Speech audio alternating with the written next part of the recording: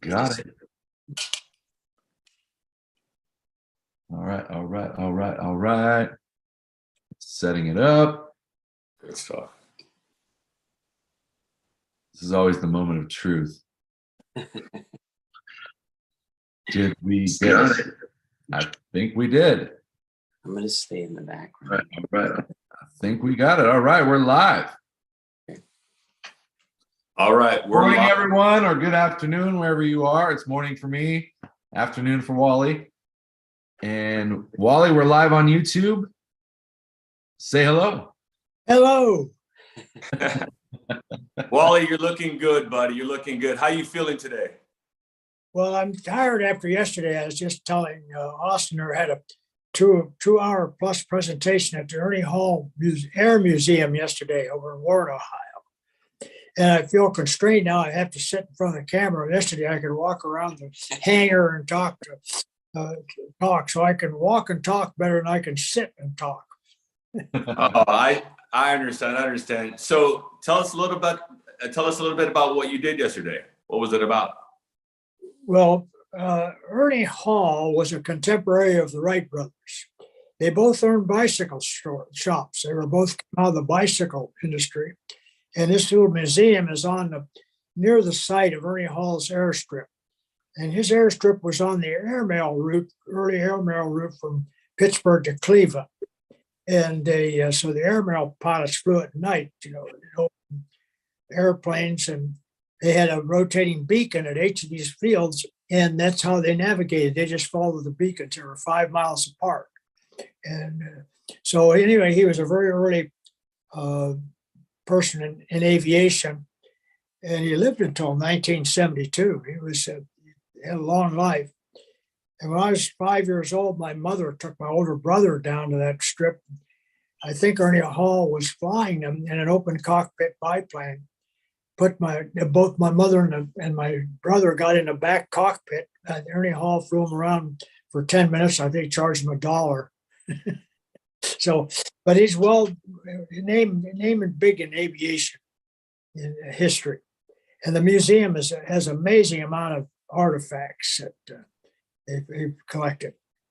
So they had a program they had a bunch of Civil Air Patrol cadets there. They had other pilots there. So it was a very comprehensive thing. It was a question and answer type thing, which is easy to manipulate. I guess they were all interested in my story.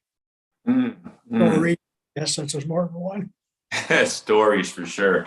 So going to see that when you were young, did that kind of inspire you to become a pilot? Yes, I think that would probably did. I was probably about 5, and my only airplane ride before I was in service, I was walking to church one day. I was about 6 years old, 7. Had 50 cents to put in collection with another friend, and he had 50 cents. And as we're walking to church, this light plane landed in a hayfield adjacent to the road. So naturally, we run over there to see what this all was all about. And it was a 2-seater airplane. And the pilot said, "You want to go for a ride?" So we said, "We don't have any money." And he said, "How much do you have?" I said, "We have $1, 2.50 cents." He says, "Get in." So two of us sat in one seat, and he flew us around Courtland, Ohio, just a small town where I was raised, and landed. And then we continued on to church. When my dad found out I'd been up in an airplane, he was livid. He thought, "Well, you must be out of your mind." So maybe that was the inspiration for me to want to become a pilot. Oh, that's amazing. It cost you $1. I love it. Love it. That's amazing. Was it an open cockpit? No, it was closed. It was Closed? The 2 seats were side by side. It was closed. And I have no idea at this point what kind of an airplane it was. But I guess I've always been interested in aviation. Smiling Jack was a cartoon strip at that time. Mm-hmm. A member of the Civil Air Patrol. And he would, I read it every day or every week religiously. And I got interested in building models out of balsa wood and tissue paper, rubber band motors. And I would nearly every weekend, I could buy a kit. I don't know what the cost, it weren't much. I'd make an airplane and wind up the propeller and fly it. And then, of course, it would crash pretty soon. It didn't last long. So I started out my career crashing airplanes. I ended up crashing the big ones. Well, you don't want that for sure. You don't want that for sure. Austin, you have a picture of his plane that Eddie flew in? One of the pictures that's in that series Frank just sent to is I belly landed a P-47B model one day. I was test flying it, and it didn't want to fly. I didn't want to take off, so I had to make a decision whether I continue trying to make it take off or put it down. I put it down, and I was sliding the gear. I'd lifted the gear, so the gear was up. I'm heading right for a flak position at the end of the field. These flak gunners were all jumping out running because I was heading right at them. Fortunately, the plane started to turn sideways, and so it didn't hit the flak position. And these flak gunners all came running. And this picture, one of the gunners took, and I'm standing on the wing scratching my head. They're around the airplane. Oh, God. Oh, man. Oh, man. So tell us a bit about your family. You have brothers and sisters? Is it that one? Is that the plane we're talking about? No, that's a primary trainer. That's a PT-19. That was the first flying school, first phase of flying training. Oh, okay. You go through there, you'll see P-47 with a bent propeller and some bunch of people milling around it. That's obviously there's an AT-10 advanced training. There's the student's instructor. There's a P-40. Oh, nice.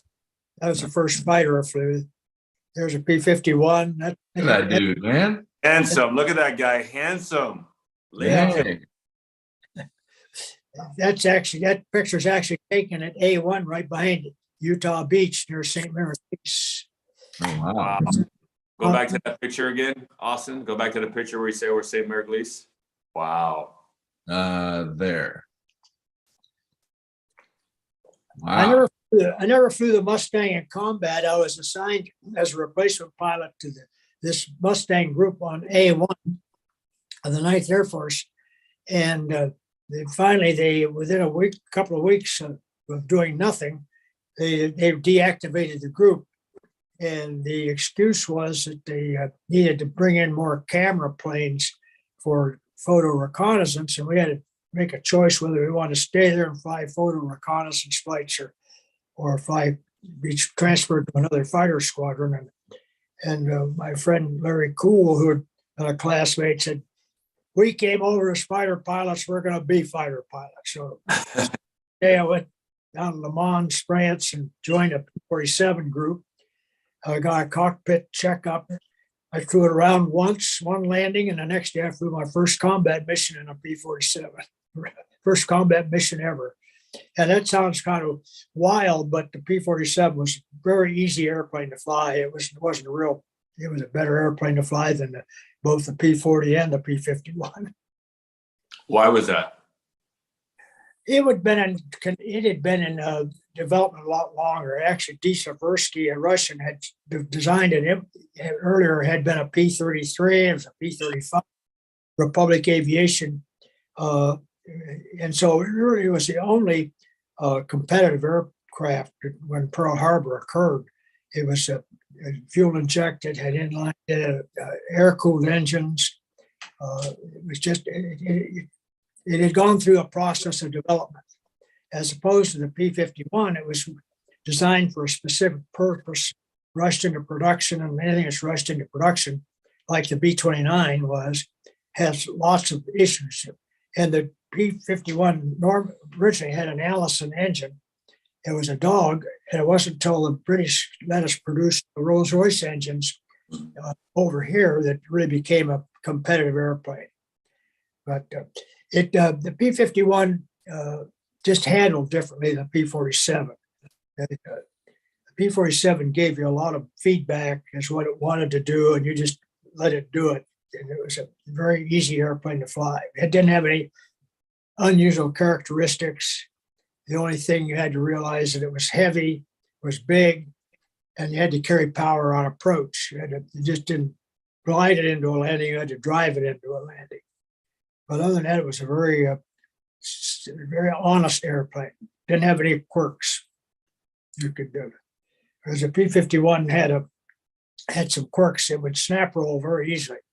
The controls would get sloppy at slow airspeeds or at altitude. And but I didn't fly the one that, so after I got used to it, none of those quirks were a problem.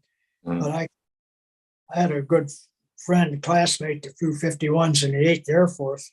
He said if he ever killed himself, he'd be on final turn to landing, coming back from a long mission, not paying attention, not really being concentrated, because that you could snap roll it very easily. And it happened to him when he was back making this approach. And his wingman saw him go into this snap roll and spin close to the ground, and they reported he was dead. He landed at another field and came back the next day with a 51, and they had all his effects in a footlocker. They were shipping it off to the warehouse. And the fellow said, "You're supposed to be dead." But he wasn't. He'd recovered. Wow. Do you remember his name? Yeah, he was Dan King. We had the same last name. That's why we were always together in training. So.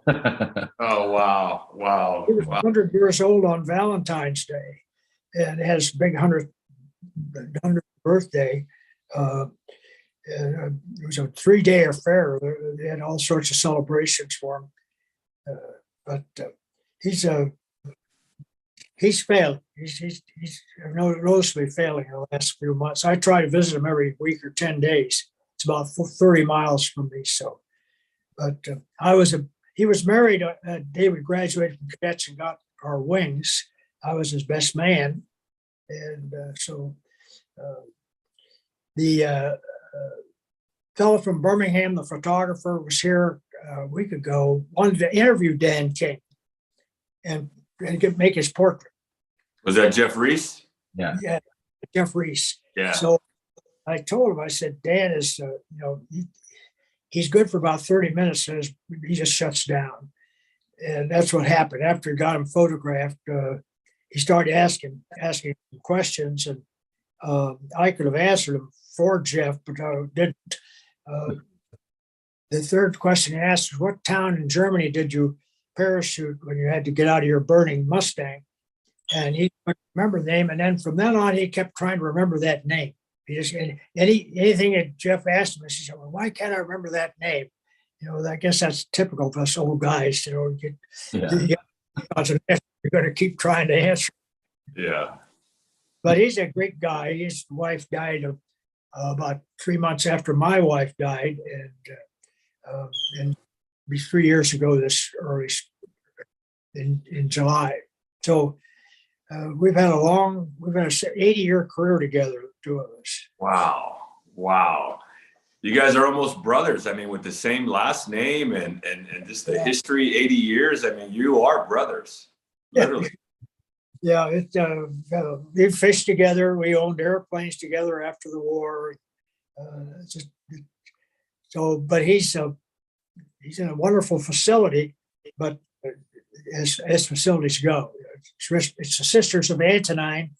It's a group of Eastern Orthodox nuns that came here after the war and started a daycare center for elderly people, and then morphed into a full-blown nursing facility, and he gets excellent care. It's probably the best care of any facility I've visited. So Nice. That's wonderful. So I'm kind of curious, any other family members that got into flying as well? Nope. I'm the only flyer in my immediate family. I can't think of any. I have a close friend that I knew from childhood, a childhood acquaintance. One of the pictures that may be in that collection that was sent to you was he and I went to the local amusement park in Youngstown, And they had a booth you sat in and take a picture, put a quarter in the slot, and take a picture, two of you. I was probably 14 and Dick was a year and a half older, so he was 15. And interesting because we both became pilots. We both were in the same class, didn't graduate the same school. We were class 44C. And he ended up flying B-24s in Jimmy Stewart's squadron. He finished his tours. He did 25 tours as missions as a lead crew. They only had to do 25 as opposed to 35. And Jimmy Stewart at this time then was promoted to 8th Air Force headquarters. And Dick stayed on as the operations officer for the squadron, even though he completed his missions. And his job was to call down to Harrogate in central England and get the next day's mission every night. So he talked to Jimmy Stewart quite frequently. And he had nothing but high regard for Jimmy Stewart. He said he flew the tough missions. He just didn't fly the cupcake missions. He took the tough missions and flew as a lead crew. So anyway, Dick died 10 years ago. I think he had Alzheimer's. He died. But after the war was over, they flew a B-24 back to the United States. They went down to Africa and across the South Pacific and up the chain. And the Form 5 on the airplane said they had a gasoline leak in one engine. And they didn't pay much attention to it. They parked the airplane in Miami, landed and went in to register, and the airplane exploded on the ground. Whoa. Whoa. But that's the only real close friend of mine that was a pilot that I know of, Air Corps pilot. Yeah. Wonderful. Well, Austin, I'm sure there's people waiting in the waiting room. There are. Yeah. And just so for anybody who's never been a part of one of these before, never watched these before, I pinned a Zoom link in the chat section. So if you want to join in here and ask Wally a question and meet him live right now, you can do that. So just click on that Zoom link. You'll be in a waiting room, and then we'll go in order and let people join in one at a time. So right now on the list, we got Connor, Paolo, Matthew, and Emil. So we'll go in that order. So Connor, you'll be coming in soon. So be ready. Make sure you have your YouTube video muted so there's no echo. And then we will start bringing people in, and Wally can meet all these kids from all over the world. Excited, Wally? Oh, yes. Oh, You yes. Excited I am.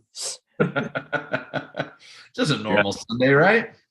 No, it's pretty exciting. Some of these young kids, they're sharp. They're sharp, and they're really in tune with your history. You'll see. Oh, yeah. All right. So let's bring in Connor. Got a lot of questions in the chat section, too. Someone sent us a super chat. Thank you, Tina Murray, for the super chat. There he is. Put some more light on your face, Connor. We can't see you. Looks Connor, dark. all the lights behind you. We can't see you. No light on you. Yeah, turn around. And where's Connor at the moment? Connor's in Louisiana. Okay. How are you, Mr. Wally? How are you today? I'm just fine, Connor. How are you? I'm doing fairly well. I've just heard your stories before I got into this live, and they're fascinating. Where in Louisiana are you located? Lafayette. Lafayette. Well, before I started flying training, the Air Corps sent me to Centenary College up in Shreveport, supposedly for 6 months for aviation student training, they called it. What the Army was really doing, they had called all these pilots who had been accepted for future pilots who had been accepted for training, but they didn't have any schools yet. They didn't have the schools and facilities organized. So they had to call us all in January of 1953 because the other services were casting anxious eyes on us, big pool of future servicemen that the Air Corps had in their hip pocket ready to train pilots. And so they came up with 4 weeks of basic training and went down to Kaiser Field down at Biloxi Mississippi for 4 weeks of regular Army basic training, like any enlistee would get. And then they they contracted with colleges to have a 6-month program in what they called aviation student. And there we did Morse code and got lectures in history and world affairs and so forth. But as the training facilities were constructed, they started drawing the students out of the colleges. And I was in the first group to leave Centenary. I probably was only there 2 months at the most, and then went down to San Antonio to get through classification and pre-flight school, etc. Yeah, Shreveport is very familiar to me. That's where my great-grandfather and one of his brothers, they're both buried over there. And great-grandmother is buried over there. So I'm very familiar with that town.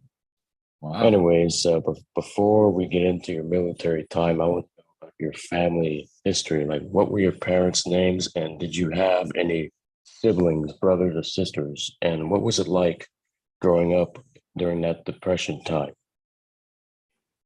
I was born in 1923, so just when the stock market crashed in 1929, I was just started school in first grade. I had two older half brothers. My father's first wife, I think, died in the flu epidemic of 1918-19 and lost a couple of children at the same time.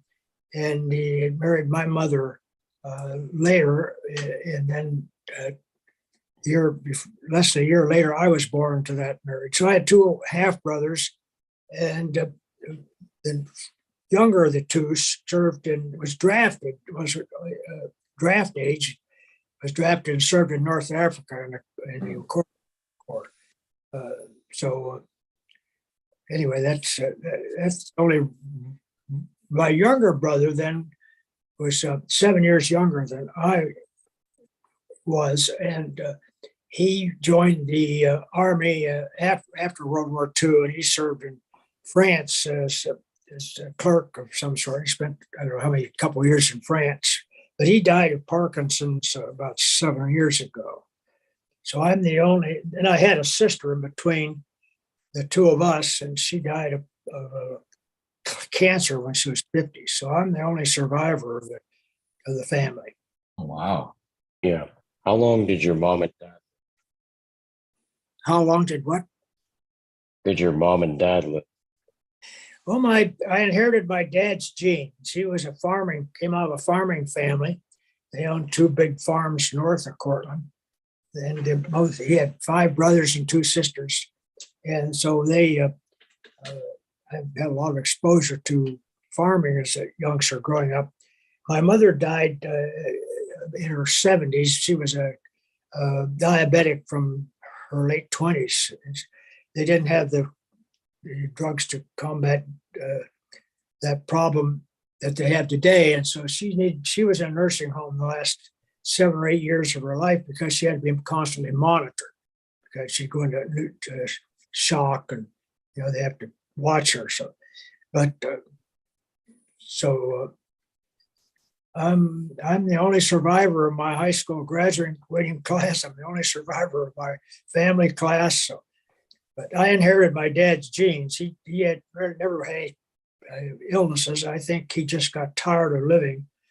So how long did he live for? 98, he died at 98 and a half. Okay, so yeah, dang. Wow. I'm trying to avoid getting tired of living. Yeah. And how old are you right now? 99. That's what I 99, thought. you turned 100 years old in the fall. What are you doing for your 100th birthday, Wally? Halloween. Tom on YouTube wants to know. Yeah, Tom Halk, our photographer for the foundation, he wants to know what's the plans when you turn 100 years old in the fall. Well, I hope not too many. I don't have any control of that. These people might make some plans I don't know about. I always tell people everyone dresses up for my birthday. Maybe go for a ride in a plane. Yeah. Oh, I don't really have any desire to fly. There's a lot of people ask me. I gave up flying at age 50 because I wasn't spending the time to be proficient. I'd gone down to Muskingum College in Ohio, where my daughter was in her first year, my son was getting married and she was in a wedding party and she had a final that Saturday. And I said, no problem, honey, I had a Cessna, little Cessna single engine airplane at that time. And I'll fly down to Muskingum and pick you up and we'll get you back in time for the rehearsal, which I did. And flying back that day, it was in May or early June. I hadn't flown much. I had an awful time doing the basic things, holding a heading constant, holding your attitude constantly. And I made up my mind, if I'm not going to devote the time to be training and stay current, I'm going to give up flying. Because I was instrument rated, multi-engine rated. And, you better be proficient. You better be practicing instruments every month. You just can't wait. Think, well, I'm instrument trained. I can file an instrument flight plan and do it. It's something you've got to, just like playing football, Donnie, you got to practice. It's a perishable skill. Trust me, it's a perishable skill. And it's one of these things, Wally, I'm sure you feel the same. Like, I can still do it, but we all know from being a professional that it takes time. You gotta stay on top of it. And you got to be current on it. And if you're not, you might as well just give it up. And just like you, I gave up football as well. Yeah, but you look a lot better after giving up football than I do after giving up flying. I don't. You're gonna looking good. I got some bad fingers too. Remember?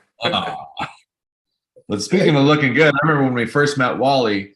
Like, none of us believed he was one of our veterans. We thought he was one of the guys like taking care of the veterans because we're like, who this guy? There's no way this guy's 98. Like, what the heck?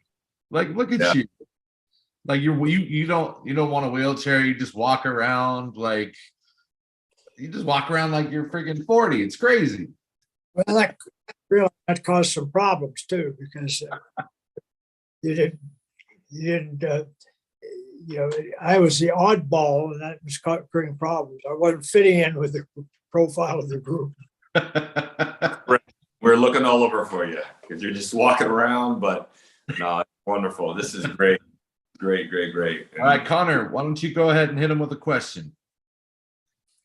So you were in the Normandy. A little bit. It's hard to see you. I can barely see you. You got that light back. Yeah. Lower the camera a little bit or something. That light back. There you go. Yeah, a little bit lower. There we go. Keep it there. Perfect. Oh, yeah. Perfect. Now we can see you. Damn, you're getting older. All grown up now. Dang. No, look at him. Looking like a man up in here. How old are you now, Connor? I just turned 18 last January. Goodness, he is a man. Oh, wow, 18 years old. You can join the military now. Think about all those young boys and girls back in 1943, 42, 44, when they're just, 18 years, traveling halfway across the world to the Pacific, to the Europe. Same age you are now. It's pretty amazing when you think about it. But go ahead, ask Wally. Yeah.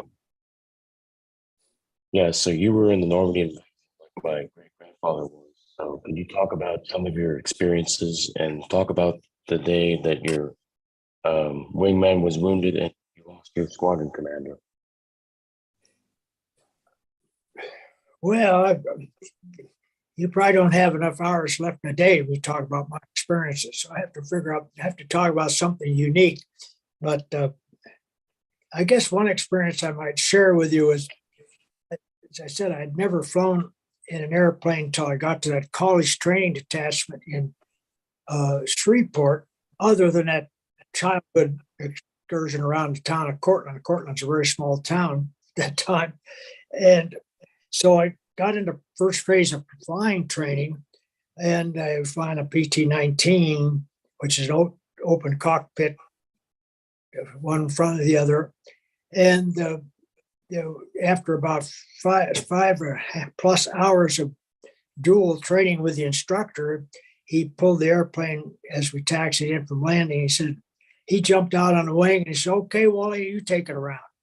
So I did. I very carefully taxied back to the downwind end of the runway and took off.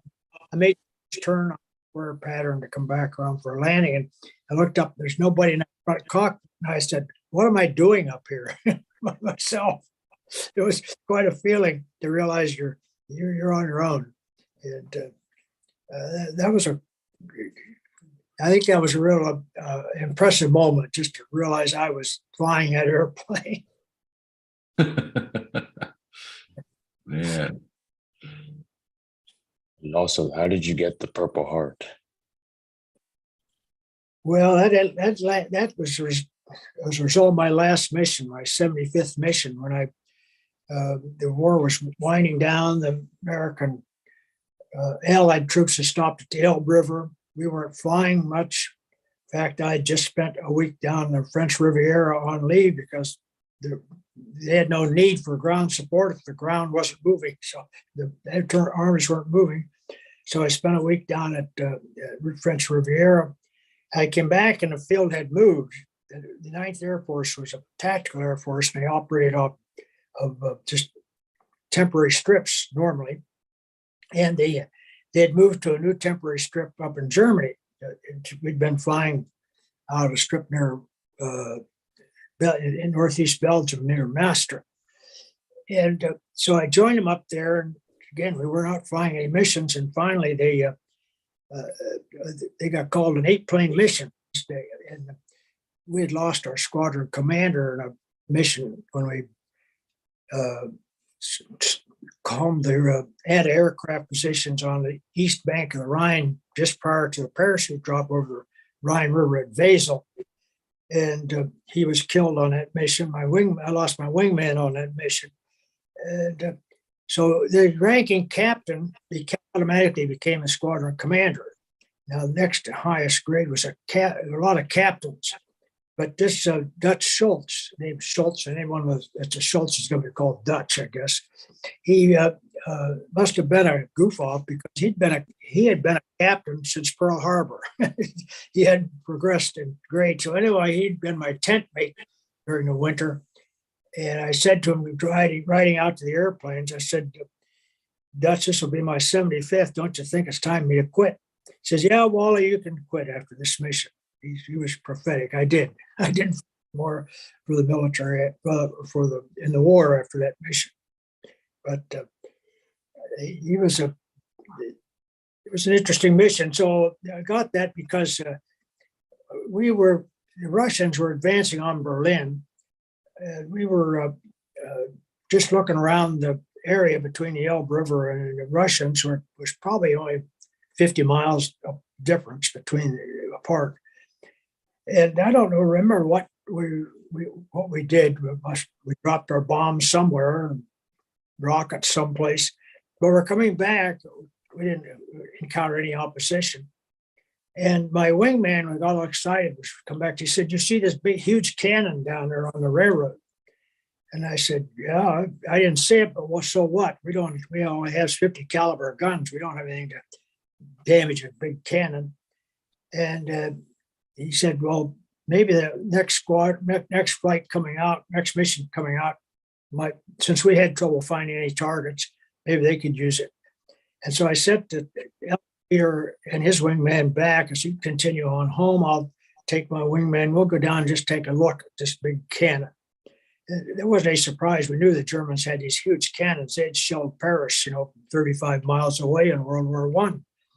And it showed up. It was a big cannon mounted on several flat cars.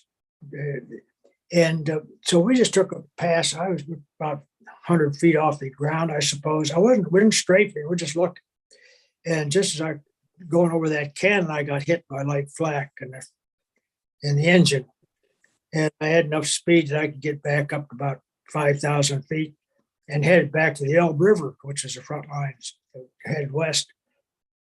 And but the plane was burning, and flames were coming back over the cockpit. But by throttling back, I could sort of control the flames. They weren't as bad. So I thought, if I can nurse this baby along, I can see the Elbe River ahead a few miles.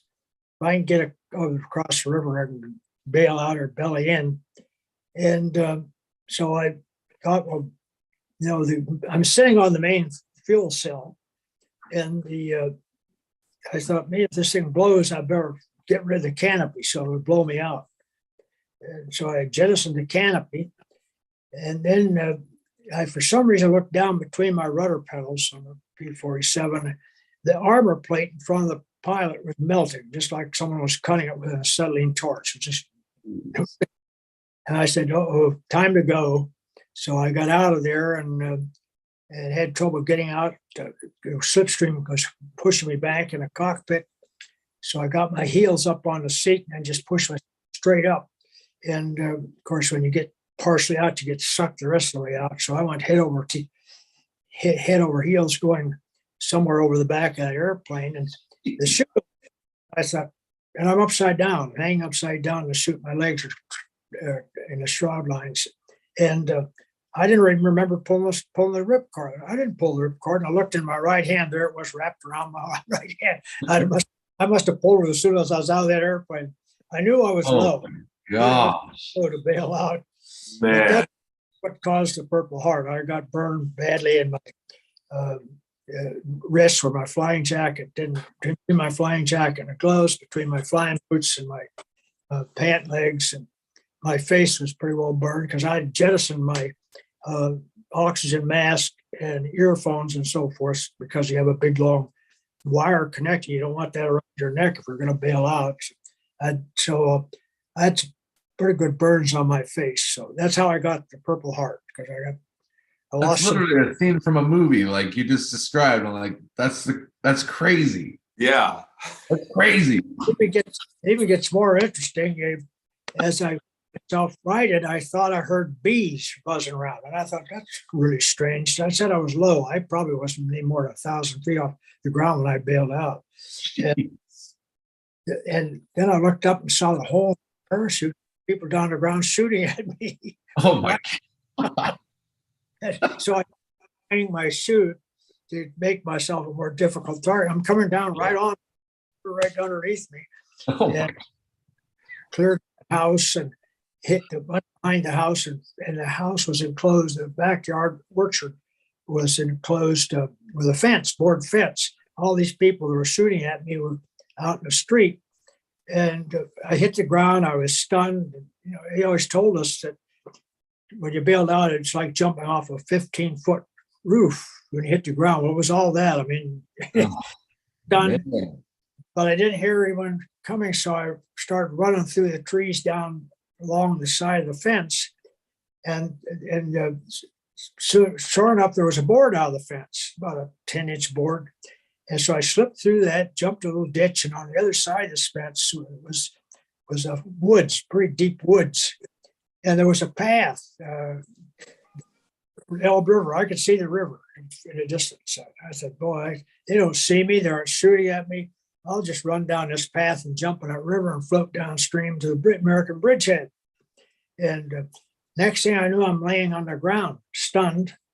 And I wondered, what happened? And then there's a little kid about 6 years old standing there screaming his lungs out. He apparently was in that woods. What he was doing on the road, he tripped me as I went by, I guess. And I was probably a little stunned from the whole experience. And by the time I got to my feet, looked around, the fellows with the rifles were coming down that same path. And I had enough sense not to even reach for my 45. I wouldn't have shot the kid anyway. But they came and took me back to the house that I just cleared, took me inside, and it must have been a medic, because he sat me on a stool in his living room and had packets of sulfur powder, which I was surprised about. So I just single dose sulfur powder. They had my head back here sprinkling my whole face with sulfur powder. And just started working on my wrist when a couple of young German soldiers barged in the house and hit me over the head with a burp gun, knocked me off the stool. Jeez. Whoa. They were younger than I was. Now, bear in mind, I'm just 21 years old myself. But picked me up, pushed me out of the house. By this time, the civilians had accumulated quite a crowd, and they had to park their way through the crowd so I could get out to the street, which was on 15 or 20 feet. And of course, they were welcoming me to Germany by beating on me, spitting on me, and all sorts of things. And And but they didn't follow us up. These two soldiers, young soldiers, had arrived on a motorbike, which is just a motorized bicycle. And so they knew I was having trouble walking, so they gave me the motorbike to use as support. And I'm hobbling along, and I'm feeling pretty bad this time because the guns were heading out of town. And at that moment, I thought to myself, here I am in the toughest spot in my life, and I haven't even thought about God. And at that moment, a peace came over me, just like someone had turned a switch. And it wasn't that I felt I was going to survive, that I was safe. I felt they were going to shoot me out in the woods. God had just been there to take me home. And I had that sense of complete acceptance of my situation. I was out of control. I had no control over what was going to happen. And so we went up to the main road and headed out of town. I'm hobbling along on this bicycle, not going very fast. These two kids with burp guns behind me. And pretty soon I'd gone about a half a mile. We stopped under a big tree, and they told me to halt. And they somehow communicated to me they want me to get on the bicycle and ride. Well, intelligence had told us not to do this. This was a ploy to get you on the bicycle and they'd shoot you, claiming you're going to escape. And so I couldn't have ridden a bicycle anyway. I couldn't get on. I really had one useless leg. So I just said, well, if they're going to shoot me, they're going to shoot me looking straight in the eyes. So I just kind of slowly turned, and I was probably no more than 2 feet from the two of them. They had taken their safeties off their burp guns. They armed them so they could fire them. And I just stood there and looked them right in the eye and tried to look as sad, as pathetic as I could. And I think I probably was pretty pathetic at the time. But they had a little conversation, and they put the safeties back on the burp guns, and he told me to walk. We walked another half mile up to a flak position, dug in flak position, all underground, and below the surface of the ground. And it had 2 or 3 20 millimeter or maybe 40 millimeter flak guns. And I walked down, and it was a dugout, so I had to go down these steps to get down to that level. They had sort of a little shed built in the corner for support from the rain and so forth. And this great big German non-com, he looked like he was 7 feet tall. I don't think he was. He came in, grabbed me right by the throat in my flying jacket, and was just going to rearrange my dentures. And the officer, a captain, smaller guy, pushed us apart, and he just stood nose to nose with this fellow, put him at attention, and just screamed at him right in his face. And what I was getting from that is, how would you like our pilots to be treated like this? So the guy was still wondering when the captain told me to go sit in this little lean-to thing, and I asked for water, and they gave me some water. And it wasn't long until a staff car showed up, Mercedes coupe, top down, and 2 officers, not Luftwaffe, but Wehrmacht infantry officers there. And so they put me in the back seat. They were in the front seat. We started back toward the same place we'd come from, down this road back toward the house I nearly missed coming down. And then we went a few feet past that house and made a left turn right along the Elbe River, which makes a big bend to the east right there. And I looked over the side of the car, and this river was in flood stage from the spring, from the melting snow of the mountains. And it was extremely turbulent and high.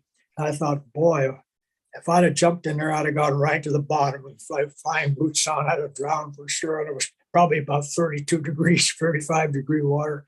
But anyway, we went about a block and turned left away from the river into the main part of town.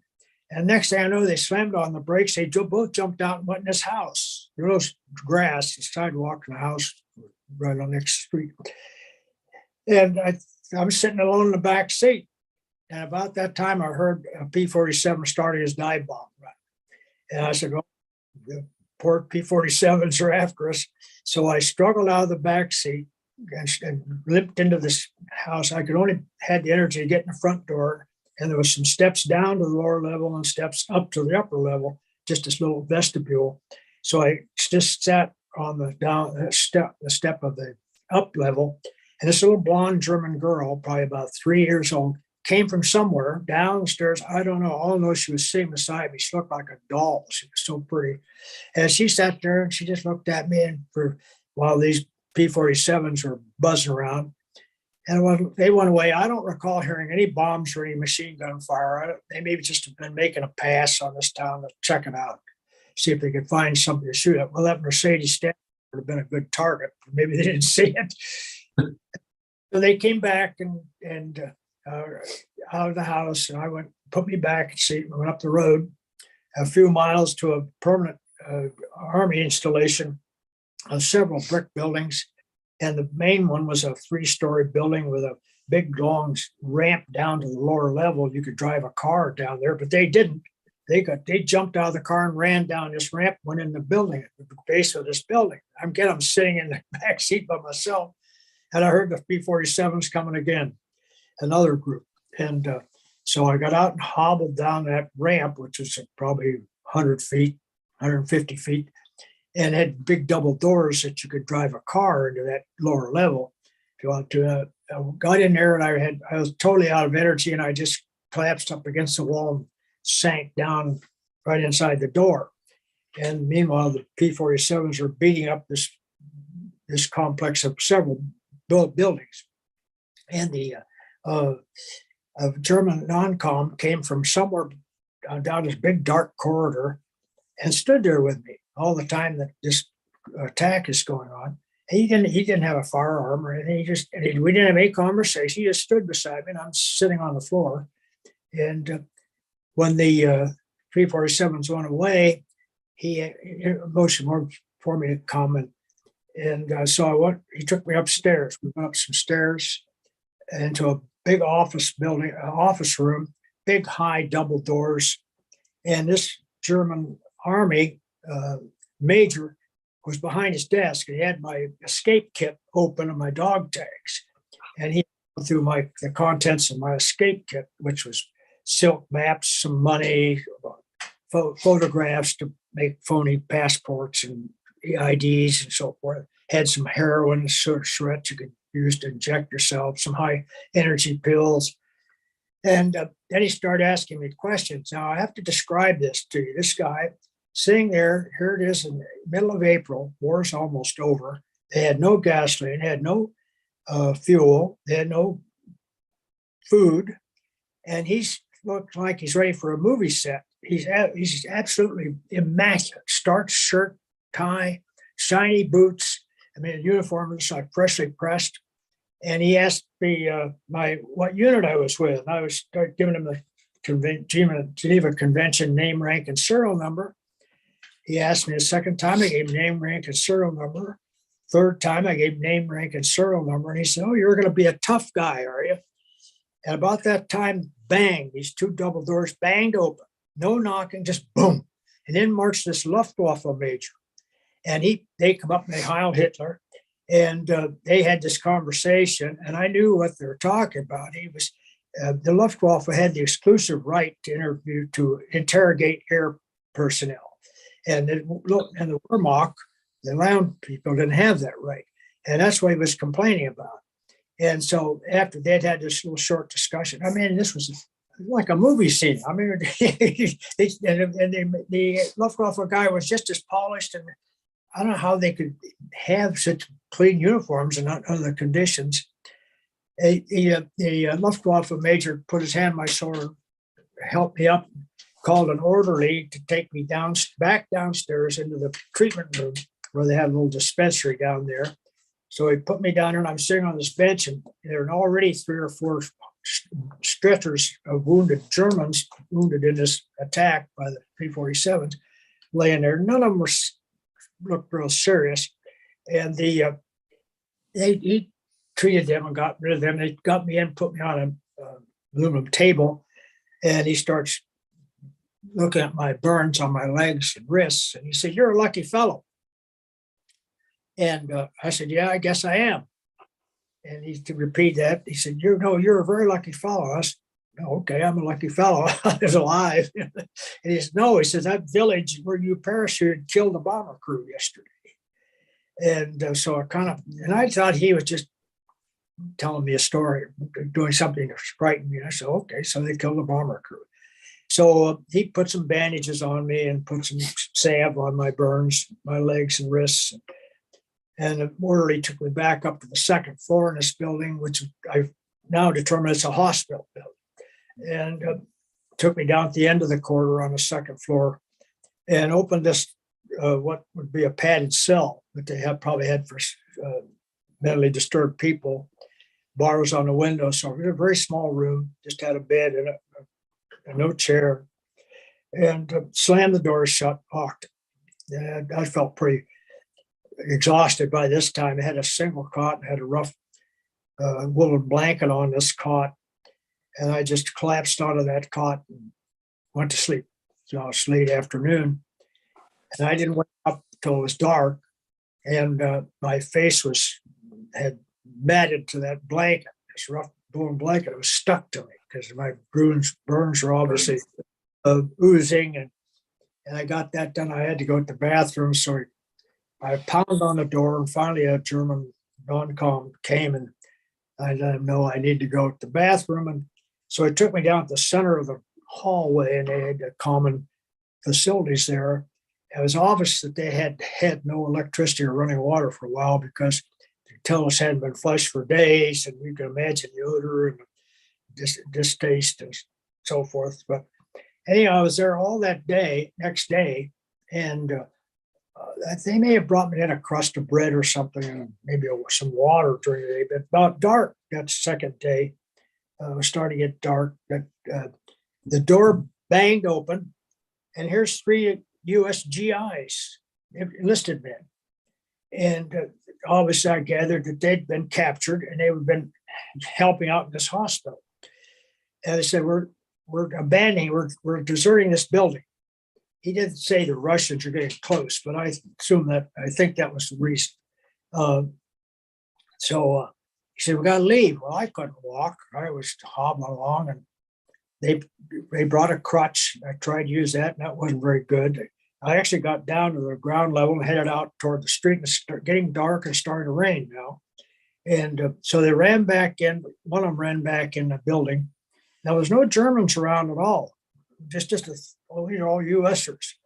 And they got a stretcher, a crude stretcher with just a couple of wooden poles and canvas. And they put me on there through my flying boot on the thing, and 3 of them carried me on that stretcher out into the road and down the road, which was filled curb to curb with people moving, quiet, no noise, just no one was talking.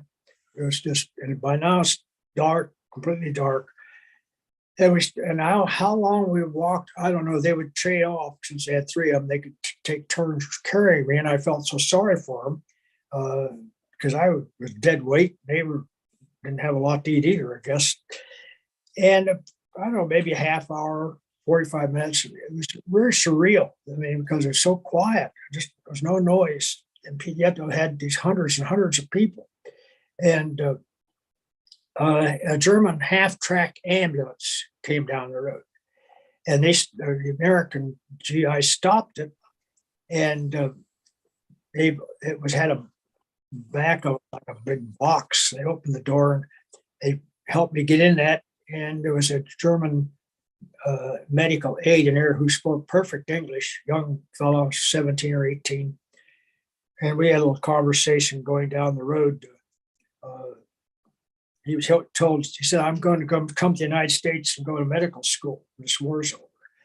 Well, I don't know how long we went or where we went or what direction we were going inside this enclosed vehicle, but we stopped in front of a little frame bungalow house. And they took me out and put me in this house with no furniture in it. And the medic then hung a diagnostic tag on me, a red bordered a diagnostic tag with a date, my rank, and my injury, what my injuries were. And then they took me up to the attic, which was unfinished, and they had 10 cots up there. And there was another American officer with a heavy German accent, captain, and who seemed perfectly healthy to me. But the GIs, none of them could talk. They were all unconscious. And so that's where we spent the next couple of weeks. And as I say, we had no food, but this American officer with a German accent told me that his family had left Germany. They were Jewish, had left Germany before, when Hitler was coming to power, and they'd come to the United States. And he'd gone to college here. In fact, he was at law school in Cleveland, Ohio, and he had got a immediate commission as a captain, and he was in a government service department, which would be a natural for. And he was following the armies, and as they take over a town, he would help arrange the facilities and so forth. And he told me, he said, my driver somehow stumbled into German territory and I got shot in the leg. Well, he didn't have any visible wounds, or no, he certainly didn't have any problem. And I was suspicious of him. The German officer, an American officer with a German accent, not to be legitimate.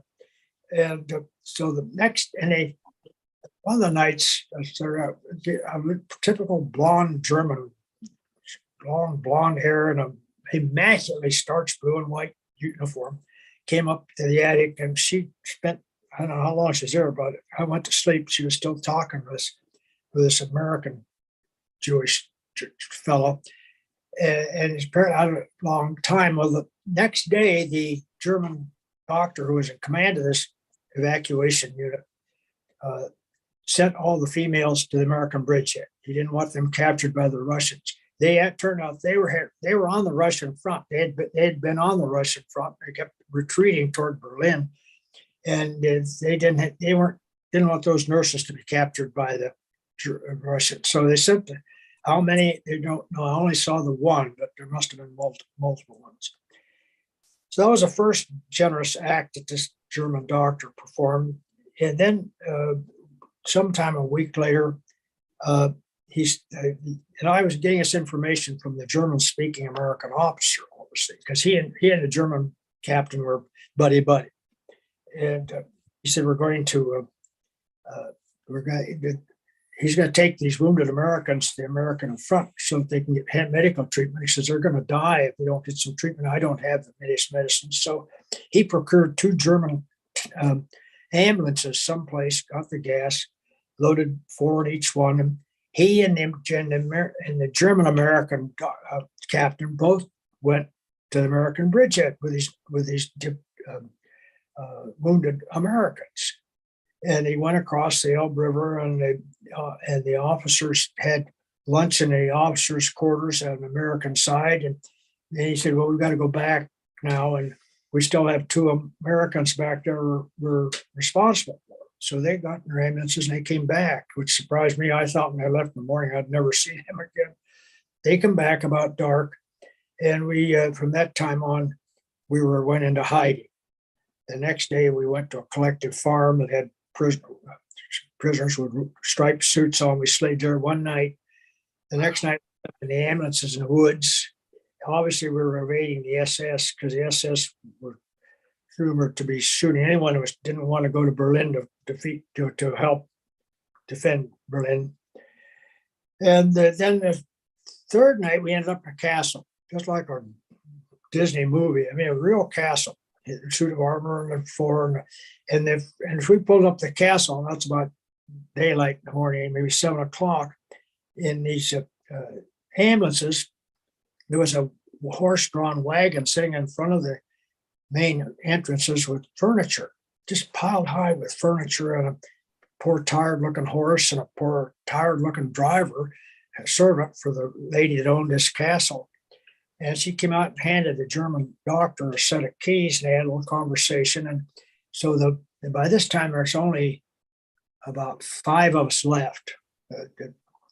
Myself, the German-American officer, and then maybe an enlisted man and a couple of German enlisted men. And we go in the big double doors into the anteroom, and the first level, and there's suits of armor standing up there in the level of this place, and a big winding staircase going up to the second floor.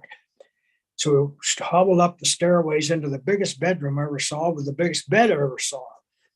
And the German captain, doctor, goes over there and stands with his hands behind his back, a typical German pose, looking out this one window at the courtyard where this horse and the buggy are finally underway and are going out the lane, out to the main street, main road. And where they were going, I have no idea. And he turned around, said something in German, and everybody burst into laughter. Of course, I'm the only one that didn't speak. And I said to this German American captain, I said, "What did he say? What did he say?" He said, "When we arrived here, the lady gave him those keys, and now this on here's the key to the fruit cellar. And if the Russians get too close, I want you to destroy all the food." And he said, because they don't want to fall in Russian hands. And when the German captain had turned around, he said, "The Russians are close enough. Let's eat." So, because we had eaten for 2 weeks. And so they went down, procured a little gas stove, little gas fired burner, and brought up these canned ducks and canned apples and canned beans and canned potatoes. And they cooked up a big dinner. And we all had our first real meal for 2 weeks and 2 weeks. And then we all laid down on this bed. It was so big, there were 5 of us laying across the bed. And promptly fell asleep. And about dark that night, I learned that we were going to make a break for the American lines that night after dark. So after midnight sometime, this German doctor procured 2 Mercedes staff cars. I don't know what happened to the ambulances, but I don't know where he got these Mercedes staff cars. Now, they had the tops up in this case, they weren't open. And so the 6 of us, about 5 or 6 of us got into 2 cars, and we started out, must have been about 1 o'clock in the morning, and without lights on back country lanes and roads. And we were headed west toward the American bridgehead. And we'd been traveling for a couple of hours, and I was in the back seat, so I really couldn't see anything. It was so dark and no lights. We didn't go through any towns or any. We finally came to a crossroads that had 1 street light, just 1 bulb hanging, and the German American officer and the German medic came back to a car I was riding in and said, "We think we're near the front lines, but we're going to walk down this road and see if we can make contact with Americans."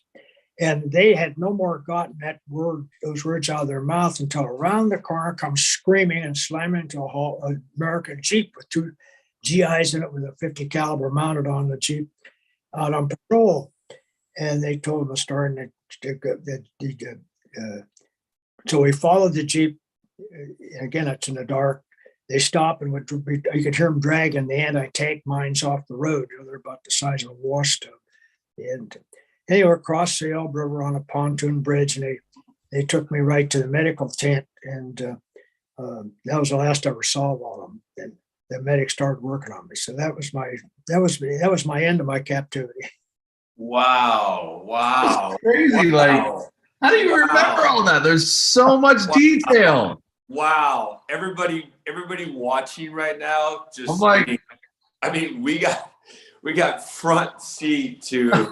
I mean, this is a movie. This is crazy. I can picture every single thing you're saying. Like, I mean, the detail was. Oh my gosh! Oh my! It's incredible.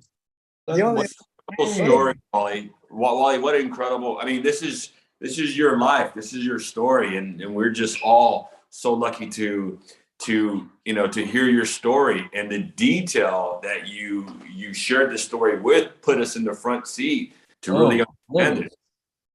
I feel like I'm watching Midway all over again. That was crazy. Look at that. Navy people. What do you got there, Connor?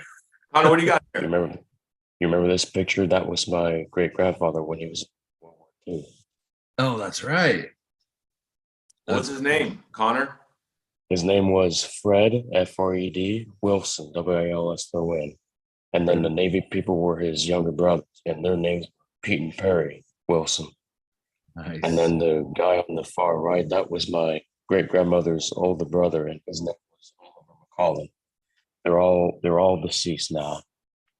And here's another picture of his entire original family. Oh, wow. That's awesome. You're also out of Louisiana. Yes, but my great grandfather was actually born in East Texas. So his younger brothers that were Native people that were twins, and his older siblings and his mom and dad were from East Texas. And they settled their farm in north from North Louisiana, in Ringgold, Louisiana, 1923. And then the three remaining much younger ones were born home. One of them, the family members is still living actually. There's only one left out of that side of the family, and never passed away. My great grandfather's been dead for almost 18 years ago, and we still think about him and miss him dearly. And he was a good man and served his country proudly and served his family proudly. And there's a lot of longevity on this side of the family. Actually, my Your Uncle Bill. legacy alive, right? I mean, you're definitely keeping his legacy alive. Yeah, my Uncle Bill, who's on the far left, he's the last one still living, and he quit driving until he was like 90 years old. Wow. Right now he's 92. Yeah. That's Wonderful. awesome. Well, Connor, I apologize for that long answer to your question. That must have been a 15-minute.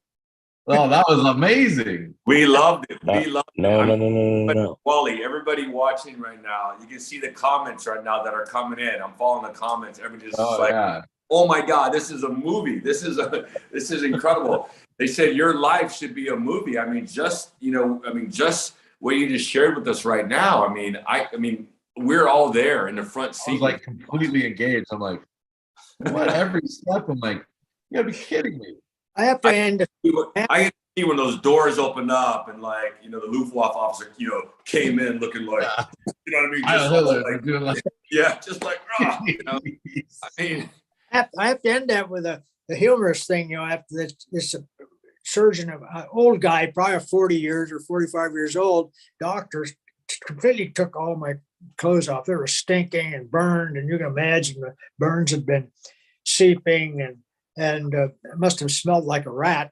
And he wanted my experiences, so I'm relating as he's cleaning me up. And he sends me and he's clucking his. He said, my, what a wonderful story. What a wonderful experience. I didn't think it was so wonderful at that time, but they took me to a ward tent and it joined this surgery unit, and they put me in a bed, and a female nurse came, basin of water and a towel and soap, and says, I'm going to give you a full body bath. And I had no resistance to that. I said, hey, go to it. Wow. I'm not going to, whatever you want, I'm not going to resist. oh man. What a great story. Yeah. Thank you so much for sharing that. Everybody's thank you so much. You kind of remind me of my Uncle Bill, my great uncle that I told you that's 92. He has email in his 90s. He walks 5 miles a day at 92 years old. He has email, and he can tell you the family history, like all the names of all the brothers and sisters, and he can tell you all about them. So he's very, very sharp for a 92-year-old. That's awesome. In fact, there were 14 kids, and he's the last one still living. 14 kids. Man, those big families back then. Yeah. But they were dirt poor. I can tell you that. But what's very interesting is that one of his older brothers, much older, and his father didn't get along very well because they were not used to the farm work, but they had to. They were poor. They didn't have much that they could afford. But all they afforded was food and grass. But their father was a pretty good farmer, so they were lucky to have that. But money wise, they made very little. And in the 1930 time frame, the 35, he got out of high school when he was 16. My great grandfather was 16 years old when he got out of high school, and then went to work for Wilson Supply in Houston, Texas, to live with one of his older sisters, who was my Aunt Marguerite, and became close with her. And then he was posted in Magnolia, Arkansas, which is where my great grandmother and her folks were from. So he met her, and they actually ended up dating and actually ended up marrying before World War II. And they got married in 1939 for 62 years. Hey, nice. Well, cool. Connor, always good to see you. We have some more people waiting in the waiting room though. And so we're going to keep this thing moving. So Connor, if you want to say Mr. one Wally. last thing. Well, Mr. Wally, it was an honor to speak to you, and thank you for sharing your experiences. It's like watching Midway all over again in the movie theater. So I enjoyed that. You don't have to apologize. It's actually worth it because there's a lot of young people who really don't understand what you guys been through, what my great grandparents have been through. And one day, if they were in my shoes, they would understand of what you guys went through. So I have nothing but the utmost respect for you, and thank you for your service, and thank you for what your brothers and sisters have done almost 80 years ago now, since Pearl Harbor started in 41, and my great grandfather enlisted in 42. So thank you for what you've done, and keep the history alive. Good luck to you, Connor. Keep up the good work. Keep up studying. Make yourself a credit to your family, because I appreciate hearing about it. Sorry that took so long to make it. But the story, I can't stop, you know. No, that was great. We loved it. It was Loved great. It was great. Thank you. That's Connor, so- your generation is going to keep, history alive, and you're certainly doing it now. And I'm so happy that you have so much interest in the history of the greatest generation, because you're the last generation that's going to have that contact, with each other. And it's your generation. It's your job now. They did their job. Now it's your job now to keep their history and legacy alive. So straight up. All right. Make sure you stay on for the rest of the thing. We got a big announcement coming later. big announcement. Sure. All right. See Bye. you later, Connor. Bye. Woo! Wow. That was crazy. Wow, that was incredible. That was Well, awesome, Wally. I have told this story so often, I really almost know it by heart, but I always check it. On the 50th anniversary of D-Day, I sat down with a very early camera that borrowed from a friend, and made an hour and 20-minute program of my experiences for my grandchildren. And I have it. So I keep checking back with that to make sure I'm telling the same story. And then, Can we watch that? Is that possible for us to watch it? yeah, it's on it. I have it on DVD. I think I've got it on a thumb drive somewhere. And it's pretty crude. But Yeah. I mean, those memories from the 50th, I think it's pretty amazing. That's over 30 years, almost 30 years ago. And to have that, I know our team will love to watch it and to see it. So maybe we can get it over to Austin, and we can digitize it if you want and put it on the web for you if you like. So other people can hear your story. I made a For years to watch it. It was originally on tape, which was early recorders were on tape, and they were had to offload them. And I may have an extra. I still have some DVDs, but I had a neighbor put it on a thumb drive when DVDs are going to be out of style too, or maybe already. Well, they've been out of style for about 15 years now. I'm kidding. I don't have a DVD player anymore. I don't have a DVD player either. Yeah. No, that's I'll bring a DVD to France so we can play it for the French. Nice. all right. Sounds good. All right. We're Let's gonna bring all the pals on that. Man, that was awesome. I've taken all your time. Oh no, you're good. Oh, This is what we live for, Wally. This is why we're here. Yeah, we got plenty of time. This is why we're here.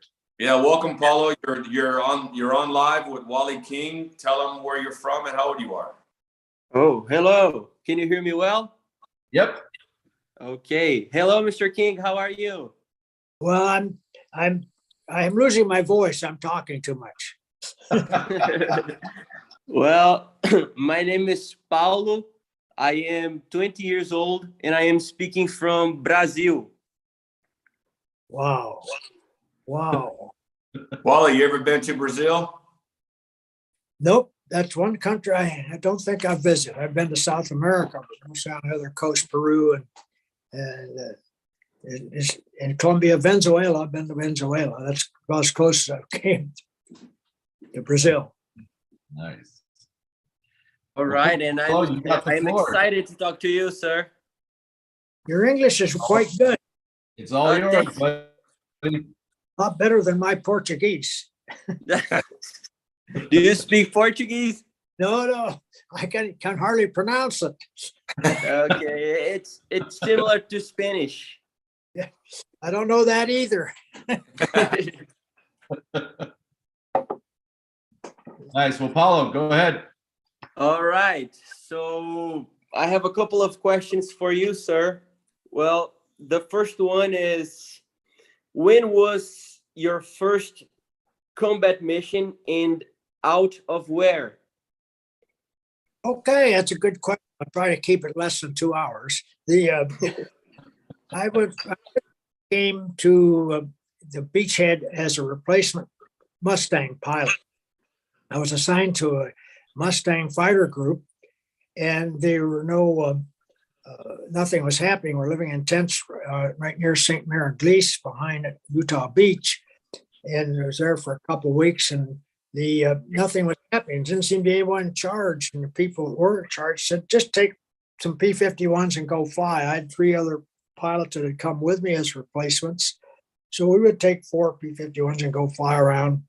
And we did that for a couple of weeks, including a totally unauthorized flight. My buddy and I decided we're going to fly down to Paris. It had just been liberated, and his sister was a nurse for the Third Army. So we took 2 51s one day. It was, in fact, it was the very day that de Gaulle led his French army into Paris. And we landed on a grass somewhere in one of the, maybe been Le Bourget, I don't know what airfield it was. We bummed a ride down to where Larry's sister was, and spent the night. He visited his sister and I slept. And the next day we came back into Paris to get supplies for the hospital. And the celebration was still going on. I mean, streets lined, Champs-Élysées was solid from building to building, all the way between the Arc de Triomphe and the Place de la Concorde on the other end. And they were climbing on any military vehicle. They were throwing flowers, trying to pass wine off on us, and so forth. So I got to share the excitement of a city that was just celebrating being liberated. It'd actually been liberated for some days, but it took a while for de Gaulle to organize this triumphal entry. You know, he and Winston Churchill were striding down the Champs-Élysées leading the troops. Anyway, we got back, the airplane went back to the beachhead A1, and they found out that they were going to deactivate this Mustang group because they'd lost all their leadership. But we had the choice of staying there and flying photo reconnaissance or going to other fighter groups. And so I the fighter group, I was sent down to the 406 fighter group and flying out of the temporary strip at Le Mans. So I got down there one day, and the operations officer, again, we're intense on a temporary strip. He came out, put me in a cockpit of a P-47, the first time I ever sat in one, first time I ever saw one up close. We went through a cockpit check, and he said, okay, fly it around. He said, I just warn you one thing, so you've got to carry power on the approach. This is a big bird and it's heavy. So I went around, and sure enough, once I was coming in for a landing, I'm about 50 feet off the ground. I'm still a quarter of a mile from the end of the runway. So I had to pull the gear up, go around and carry more power to get me up to the strip next time. And the next day I flew my first combat mission with B-47 with exactly one landing to my experience.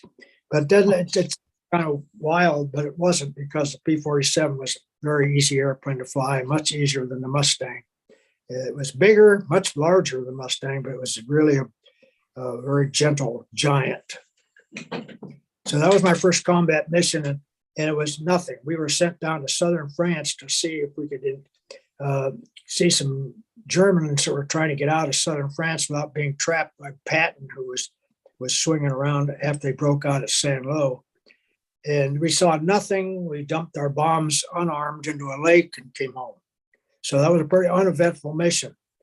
That was a good way to start combat. Haven't wanted nothing happened. Yeah, I think I think Austin has a picture of the P-47. Yeah, I'm trying to find it here. Yeah, I just texted to you, so you look there. I'm just curious to see if you look at this plane, if this was, one of the planes was part of your first mission. I mean, because I know they kind of evolved and changed as the war went on, but maybe, maybe this is it. Did you receive it, Austin? Let me see. Well, I have one from Don from his slideshow that I'm gonna. Maybe you can put it up. Yeah, put it up from the slide. It's loading right now. Yeah. Is that DVD? Is that part of that DVD that's going around? No, it's a PowerPoint slide. Okay. I think I got it. Yeah. No, that's wonderful. Wally, it's incredible when you talk about going down the Champs-Élysées right there by Place de Concorde and like the celebration. I mean, seeing that, and as you tell this story, just can't imagine, because it hasn't changed much at all. It's still kind of the same, and to have that, like, to hear your story and to see like it hasn't changed, it's just pretty incredible.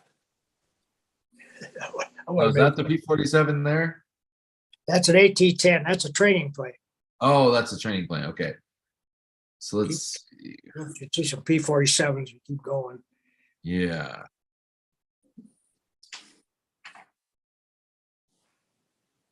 That's a 51. That's a Mustang there. Keep going. That's your Mustang? Yeah.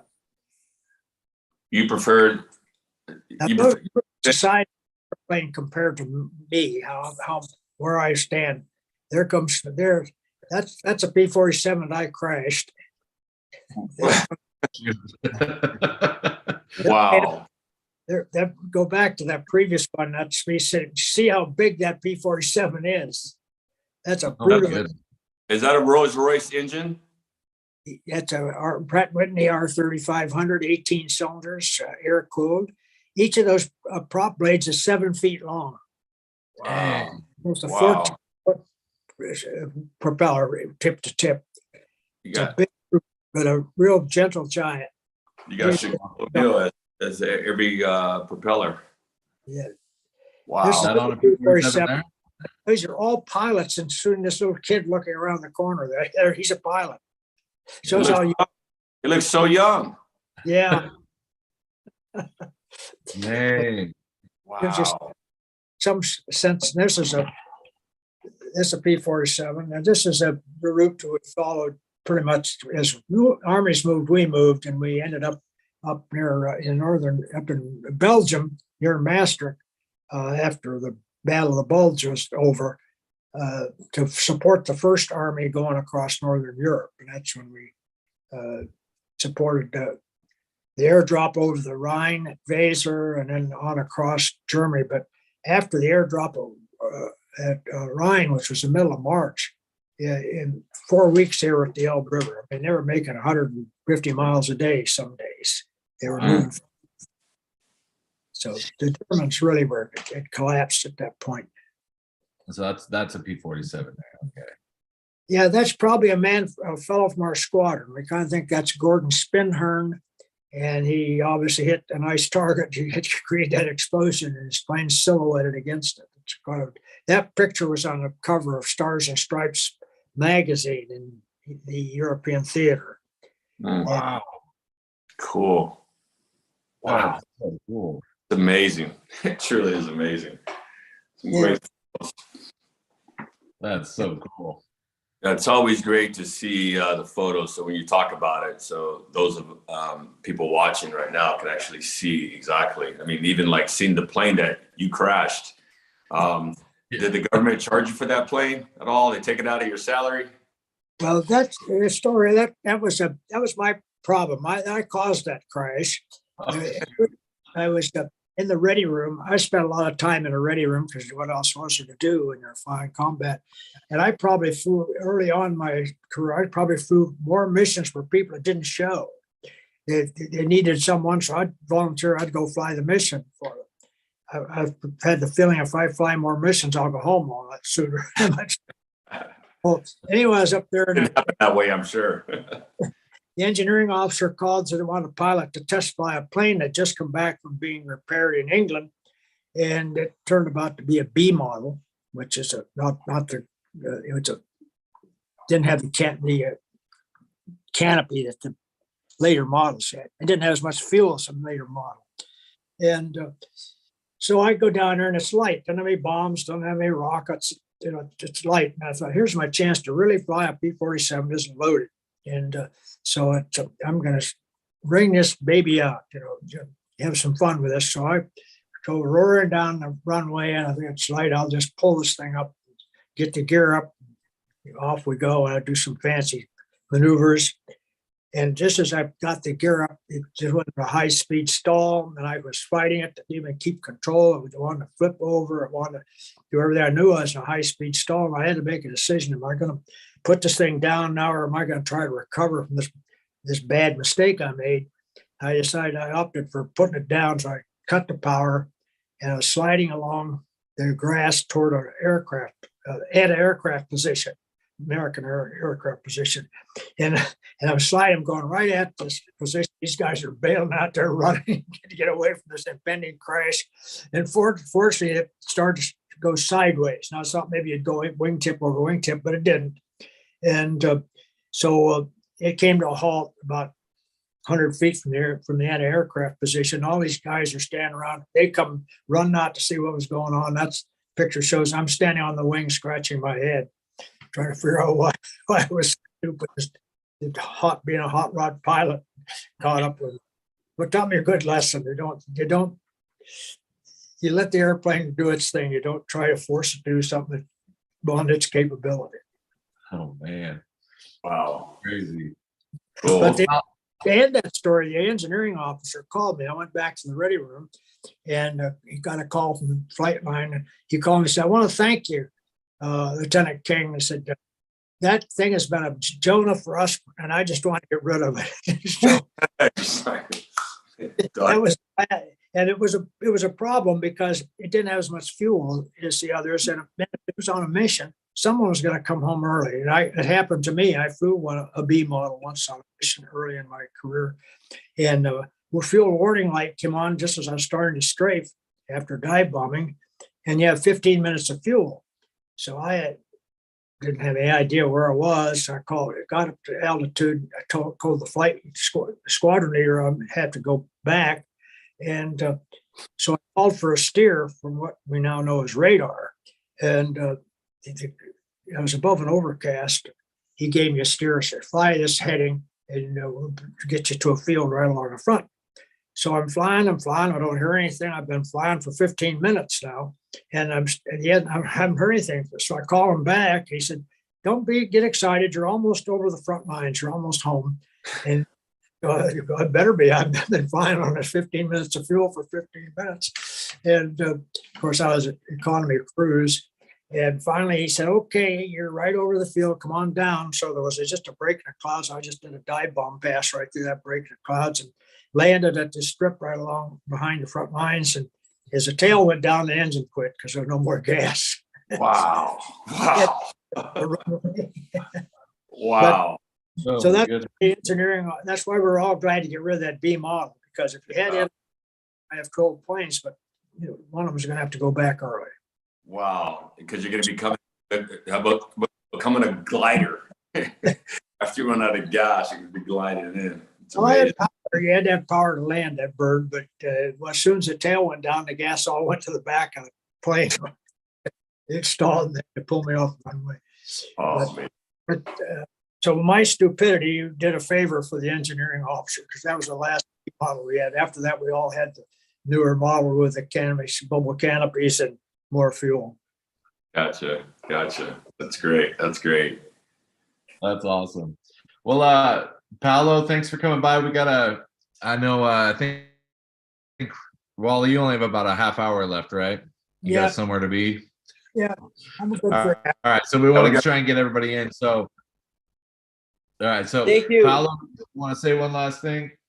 Yes. Mr. King, it was really incredible to talk to you, and thank you for your fine service. I'm really grateful. And thank you, the Best Defense Foundation, again, for holding this. Absolutely. Thank you. Enjoyed seeing you, meeting you. If I ever get to Brazil, Yes, just contact me. We'll get you guys connected. Sounds Yes. good. Awesome. hold your breath. All right, cool. Thanks, Paolo. Yeah. Thanks. All the way from Brazil. It's amazing. These young kids are all over the world, and it's just truly amazing that they have such an interest in history. I know, it's so cool. Yeah, let's get through them quick because I know like you're on a time crunch, and so we'll get everybody on. Who do we have here? Zamil. Zamil, turn your camera on. There we go. Hi, how are you? Hey, Emil. Ooh, Hi, how are you guys doing? We're doing Doing well. Doing well. You're live with Wally King. Tell them where you're from and how old you are. I'm from Arlington, Virginia, and I'm 19 years old. Right on. Well, you're Yeah. live with Mr. King. Go ahead and ask him a question. So my question is, what was the basic training like, and what was the training for the fighter aircraft like? I did the last part of that question. What was the training like? And What was the training for the fighter aircraft like? well, training was very complex. We had, when you finally got to start flying after pre-flight school, you had 3 phases of training. You had primary flight training, which was 65 hours, dual insult. And then you went to basic flight training, which was a bigger airplane, a little more complex. And that was another 9.5 weeks and 60 some hours. And you, at that point, you had to decide whether you wanted to go to multi-engine advanced or single engine advanced. Fighter pilots went to single engine advanced, and bomber pilots or flying big airplanes went to multi-engine advanced. And I had the opportunity to select, and I wanted to go to multi-engine advanced. I just thought that'd be more fun flying those big airplanes. But I didn't get that. I got assigned to single engine advanced. My instructor just happened to be a fellow who was in a neighboring township. He was older and he'd been in the service longer. And I said to him one day when we were flying together, I said, well, you see, I didn't get my first choice. He says, yeah, King, you're too good a pilot to fly those big boxes, he says.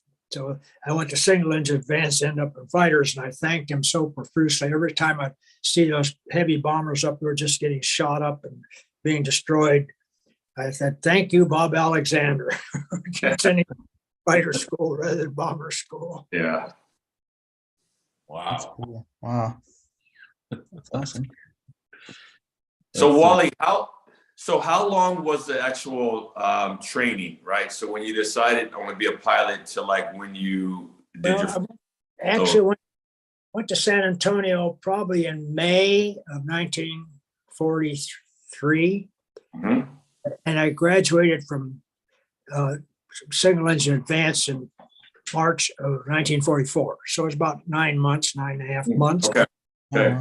Then you went, after graduation, you went to what they call fighter transition school, where you really got some in-depth fighter experience, and flew P-40s out of Tallahassee for probably got best part of 100 hours, because there you had simulated air-to-air, dive bombing, strafing. And it was more intense, more getting you battle ready.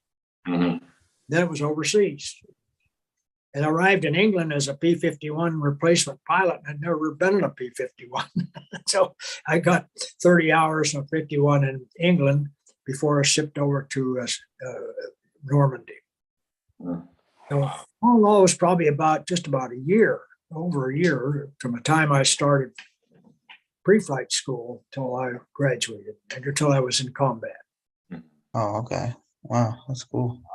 That's quite a while. That's intense. Do you have another question, Emil? Yeah. So what was it like returning home after the war? Well, you didn't hear all the story. I was shot down on my 75th and last mission, which was supposed to be my last mission. And it was 75th, or did you say 75th?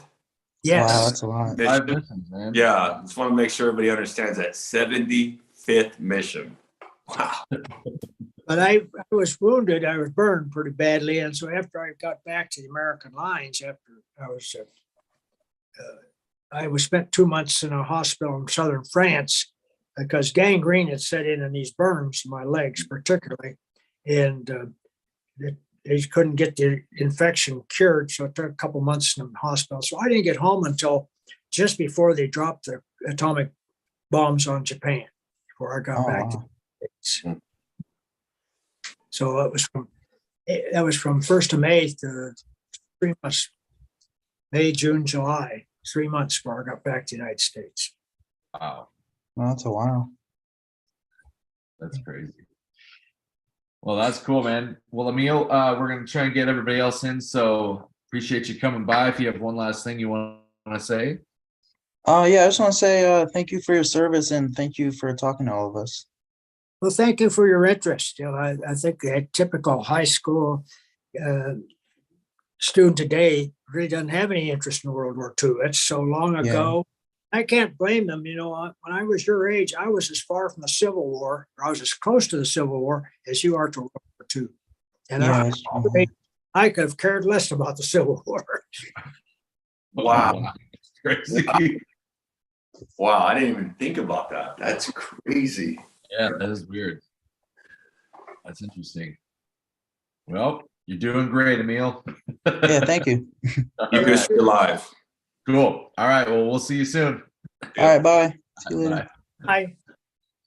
All right. So next we're going to bring in Matthew. Then we'll do Aaron, then Isaac.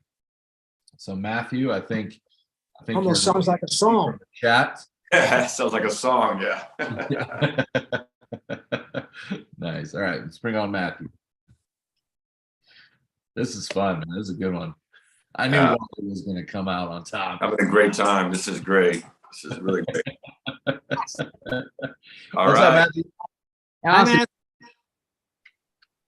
Oh, you got P-47 there? No, P-40. Oh, P-40. P-40. Okay. It's Warhawk. Yeah. Flying Tiger. Good. Sounds good. Matthew, tell them where you're from and how old you are. I'm Matthew Aronson. I'm 28 years old, and I'm from Chicago, Illinois. Well, that's a little closer than Brazil, isn't it? Yes, it is. Yeah, my grandfather, he was a lot younger than you. He was born in 1931. He loved just everything about aviation. We had like a bunch of these at his house before he passed. Yeah, can you put a light on it? Can you put a light on so we can see it? You're backlit, so it's kind of difficult to see. You're very dark. You don't have a light. Yeah, it's kind of hard to see it, the detail of it. Better? That's a little bit better. Yeah.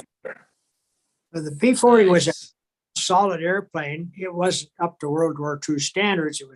It had a carbureted engine, wouldn't go to altitude, it was slow. It was a very solid airplane, but it just wasn't competitive with his Japanese Zero or the Messerschmitt 109. It was definitely, from what I understand, better armored than a Zero, but it just what I don't think it could maneuver. I flew the P-40 probably 100 hours in training, getting ready to go into combat, and it was really great. It was in Tallahassee, Florida. I know they had a lot of cumulus clouds down there in early summer. We'd chase each other around these clouds, and I always thought, what if the P-40 is coming around the other way and I don't see him head on? But it was just fun just chasing through those clouds. But the one little bad effect, the instructor took two of us up, so we had three P-51s, two students and an instructor in three different airplanes. And then the instruction was, we got opposite each other and we came at each other from opposing directions. And the thing was, once we're wingtip to wingtip, you try to get on the other one's tail. You try to get on the tail so you can shoot him down. And of course, I'm an eager beaver. As soon as that wingtips passed, man, I had that thing racked over and I jammed that stick back. And of course, what happened, I snap rolled it and I went to spin. And of course, when I recovered, he's right on my tail. And which was a good lesson to learn. So the other guy then did the same thing. I was watching him. I just stopped to the side, cruising around, and he snap rolled, but he never came out of it. Went in and got killed on his 21st birthday. Wow. But they lost about as many pilots in training as they did in combat. You know, Wow. people Wow. realize. Well, as you probably have heard of this, in the Navy, they actually in Chicago during World War II, they used Navy Pier as a test bed for the guys that were going to land on aircraft carriers, and they had a lot of guys crash in the lake because they just basically chopped the decks off a bunch of ships, make makeshift aircraft carriers, and it turned out that those decks were shorter than the actual aircraft carriers, so the guys would have wind up crashing the planes into the lake as they were trying to land. Oh, goodness. Not a good idea. But I do have a model of another plane you flew. What do you got there? It's hard to see it. Yeah, you gotta. Yeah, put a light on it if you can, because you're backlit. Yeah, it's backlit. So it's kind of hard to see. Hold on. I think that's a P-51, if I'm not mistaken. Is it a P-51? Yep. You know, Yeah, it's a P-51. Yeah, it's a 51. yeah, it's a 51. I flew those, but not in combat. I probably had 100 hours in a 51, but got transferred to a P-47 group before I flew any missions. I was Which- surprised. Yeah, the P-47 was a much better ground support airplane than the 51. The 51 had fuel tanks in the wings, and of course, the majority of your flak kits are going to be in wings. It was liquid cooled, and the liquid coolant burns. So if you got a coolant leak, you're going to burn up. The airplane's going to burn up. You know, it just wasn't as rugged as the P-47, who had all its fuel in the fuselage, and it was air cooled, so it was a much sturdier airplane than the P-51. I know the P-51 is the sports car of the aviation, because everyone they are beautiful and they're just gorgeous to see. But from a pilot standpoint, you had to learn some of its problems and know how to deal with them. Whereas the P-47, other than its weight, it's on takeoff and on landing, it was a gorgeous airplane to fly, very responsive. It let you know what you could do and couldn't do. As an example, you know, our typical dive bomb run, you flip over on your back and go straight down, full power, everything to the firewall, as fast as you can, and drop your bombs about anywhere from 1,500 feet, or depends on the target, and then pull out. We at 51, the P-47 was the first airplane to be affected by the speed of sound, and they called it compressibility. Is what we were called, and the controls would get stiff. They told us, but said, "Don't worry. It's if you've got enough altitude, you'll be okay." And it only happened to me once, and we were cutting railroad tracks, and we'd send one airplane down at a time to just blow up the railroad tracks as far from town as we could, so they'd have to come fix the railroad. And so I was a flight leader, and so the first one down, I don't want to miss the railroad tracks. I don't want to be a bad example. So I carried the dive bomb pass a little longer than I should have, and the controls got stiff. I put my feet up on the dashboard to pull the stick back, and I didn't want to pull the wings off. If at old 51, it told you what you could do and couldn't do. But and then the funny thing about that, I was the railroad tracks went through a area in a valley and had high hills on either side. So I'm down between these hills. I'm below the level of the hills. And as I was pulling those up, big 88 burst of black smoke was off my left wing. I'm probably going 550 miles an hour, you know, and I could just visualize that guy down there trying to crank that gun to keep up with me. He couldn't do it. So I just actually laughed to myself. I just that picture of him trying to track me with a 88 artillery piece was so absurd. But with that dive bomb pass, the other reason you went as fast as you could, because you wanted to get up out of that light flak range. Light flak would self-destruct at 5,000 feet. It didn't come down and kill the people who were shooting at you. So it's just like little balls of cotton, 5,000 feet. You could see all these explosions. Isn't a And- flak round? Isn't a flak round basically kind of like it's a shell that's kind of like bursts, like kind of almost like a shotgun blast? Well, they self-destruct at 5,000 feet, so they don't come down and kill somebody.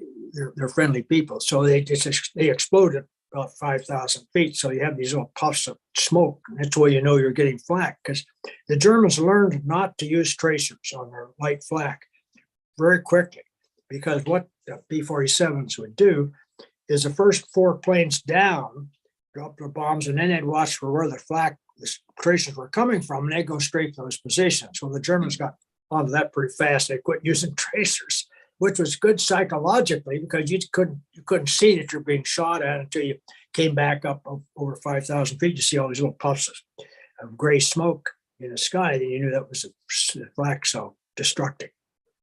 But you just knew that you were going to get flak on any dive down pass. You just accepted it. You're going to get shot at. So Wally, after you drop the bombs, you're coming up out of your your bombing run. What kind of G's are you pulling? Well, one thing that's about the 47 was heavy, so he didn't pull a lot of G's, because the 47 would actually be with nose up attitude, but it's still going down because of the weight.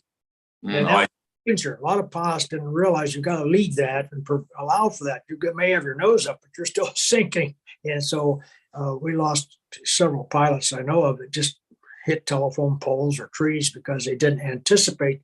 They had their nose up, the airplane was still traveling down. So now the P-51s in the 8th Air Force did have G suits, because at altitude, they needed the G suit, because the G's would be pulling at 20,000 feet. They're operating up high. My buddy that's out here in the nursing home, 100th birthday was Valentine's Day, flew 51s in the 8th Air Force, and he had to abort 3 of his first 5 missions because of mechanical problems. And then on this final mission, was about his 30th, he was going into Berlin, and the engine caught fire, and he had to bail out because obviously he developed a coolant leak and it was burning. And he had at least 4 of his 30 missions, he had mechanical problems. And he really felt that his group really had poor maintenance, because he blamed them on these missions. In fact, after the 4th mission, a commanding officer said, "King, don't you want to fly for combat? You come back before you're boarding these missions." And largely it was because the external fuel tanks wouldn't feed. If you can't use your external fuel tanks, you aren't going to have gas to get back home. So he had to abort. But the final mission, he bailed out. There's actually a coolant leak that caused the airplane to catch on fire. Hey, that's crazy. Of a liquid cooled engine over an air cooled engine. Your stories remind me of the old history show Dogfight, which was one of my favorite shows growing up as a kid. Well, we didn't do it. The 9th Air Force did very little dogfighting. In fact, we were prohibited from engaging the Luftwaffe planes if we were on our outbound. Our role was to support the troops, to interrupt their supplies coming to the front line, anything to make life more miserable for the frontline German soldiers. So they didn't want us jettisoning our bombs and going chasing some 109s or 190 just for the fun of have air-to-air combat. So consequently, only got one good shot at a 109 one day. I was coming back from a mission. I was light and had ammunition left, and I saw this 109, and so I went after him, and he did what I expected him to do. He pulled up in a steep climbing turn because they could out climb us. They were lighter, and they would maintain that and try to get you to stall out, and you'd have to recover from your stall. And when you did, you'd be on your tail. And I knew that trick, so I got a shot across his bow on when he was making that turn. But then I left him alone. I wasn't gonna go for that game. But our advantage with over the 109s and 190 was we could outdive anyhow. From 10,000 feet, they couldn't stay with you going straight down. So that was one way to escape. Never had to use it, but that's what theoretically that was our advantage. Yeah. So I've heard they've mentioned in shows by late 44, they always talked about how the Luftwaffe was somewhat, people thought it was pretty much done as a fighting force. What was your experience dealing with those guys? Well, we never were attacked by the Luftwaffe because they were saving what planes they had. Now I started flying combat in late summer. And by that time, Luftwaffe was short of planes, getting short of planes. And they, what they had, they saved to attack the bombers because they were getting tremendous pressure from the civilians because they blamed the Luftwaffe for allowing them to be bombed in the cities. And so we never saw them. The only mission I saw a lot of Luftwaffe planes was coming back from a mission. We were pretty deep inside Germany, unusually deep. We didn't usually go 100 miles behind the lines. Coming back with my wingman, and the planes always get separated once you start strafing because they get scattered looking for something to shoot at. So it's just a wingman and I, and we're chugging toward the Rhine River, which was the head front lines at the time. And I had to look up over my shoulder. There must have been what seemed like 20 German airplanes above us, about probably 4,000 or 5,000 feet higher than we were. And I signaled to my wingman and look up and look. And I thought, wow, if they come down, we're gonna have a real dogfight in our hands. And they didn't. They just were. The Luftwaffe didn't fly tight formation like the Allies did. They just flew in a bunch, just like a bunch of bees or birds. And then I looked down close below me, and here was a B-26 with a prop feather, two twin-engine medium bomber, and obviously they were following it. So I signaled my wingman. I said, "Okay, let's get down and protect that bomber." So we slipped down over him, and then we did the typical scissors patterns over him, so that if they came down, they were going to face a head-on pass by a P-47, which was a no-no. With our 850 calibers, we could outgun them. And so they're going to avoid a head-on pass with a P-47. And they never come down. We carried that bomber out to the Rhine River, and we got east of the Rhine River, west of the Rhine River. We buzzed them to say goodbye, and they shot every very pistol fire they had, like 4th of July, thanking us for bringing them out. And those, I know what happened. Only explanation I can think of is it was a training mission. They were a bunch. They really were short of pilots, and they didn't have the gas to train them. So the average German, the Luftwaffe pilot was flying with maybe 50 hours, 40 hours of training because they just couldn't afford. They didn't have the gas to put in the airplanes. Wow. But that time I really saw any German fighters. Except I have to take one. Since we're running close time. I got shot at by a German jet, probably the only pilot to get shot at by a Messerschmitt 163. Now, Messerschmitt 163 was a buzz bomb with a pilot in it. Just essentially, they took a buzz bomb, which had an intermittent firing pulse engine, and they equipped it with a 30 caliber machine gun and a pilot could fly it. And we were somewhere up around in a Ruhr Valley, and I was leading the flight. I selected the target, and I was just ready to roll over and go down on the first dive bomb run. And the tracers came flying by my cockpit. And I was disgusted. I thought my wingman behind me had turned his gun switch on while he was holding the trigger down. That's what my explanation. So I got back to from the mission. His name was Wally, and I said, "Did you do that?" And he said, "No, didn't you see that jet?"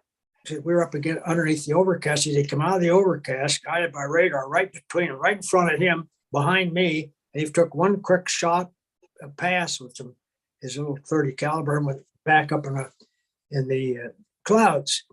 And I said to him, "So why didn't you shoot him? He's right in front of me." He said, "Because I was shot you too." He said so.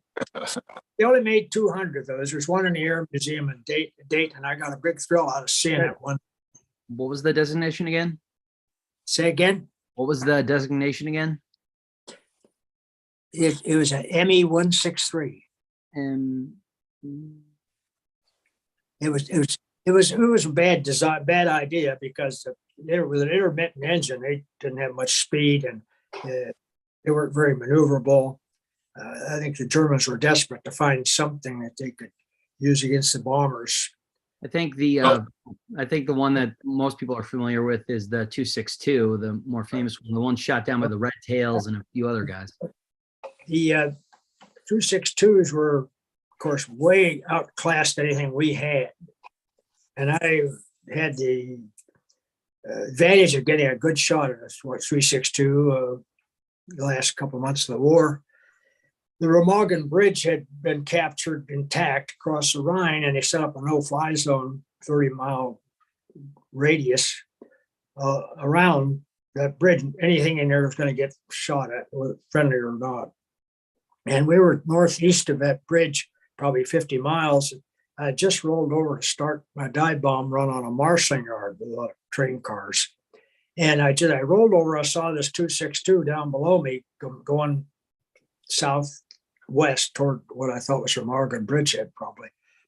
And so I radioed my flight, says, continue your dive bomb run. I'm going to jettison my bombs. I think with the altitude I have, I can catch it.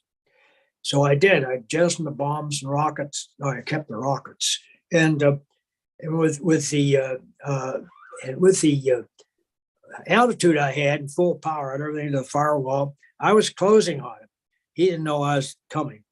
And I got down to where I thought was convergence range, and I wasn't gaining anymore. The convergence on our guns is 1,000 feet, where all 8 calibers come together. The bullets come together. And so I outthought myself. I thought, well, I'm probably a little out of convergence range. I'll just elevate the gun sight a little bit to allow for gravity to take care of these bullets. So I let go of the blast, and the bullets went over the top of him, over his jet. And he turned on the gas, and I thought I'd stopped. He left me so fast. My plane had stopped. So I had this 4 high-velocity aircraft rockets, and so I salvoed them all 4 at one time. And there were 5-inch naval shells on a 4.5-foot rocket shaft, and 2 went over him and 2 went under him.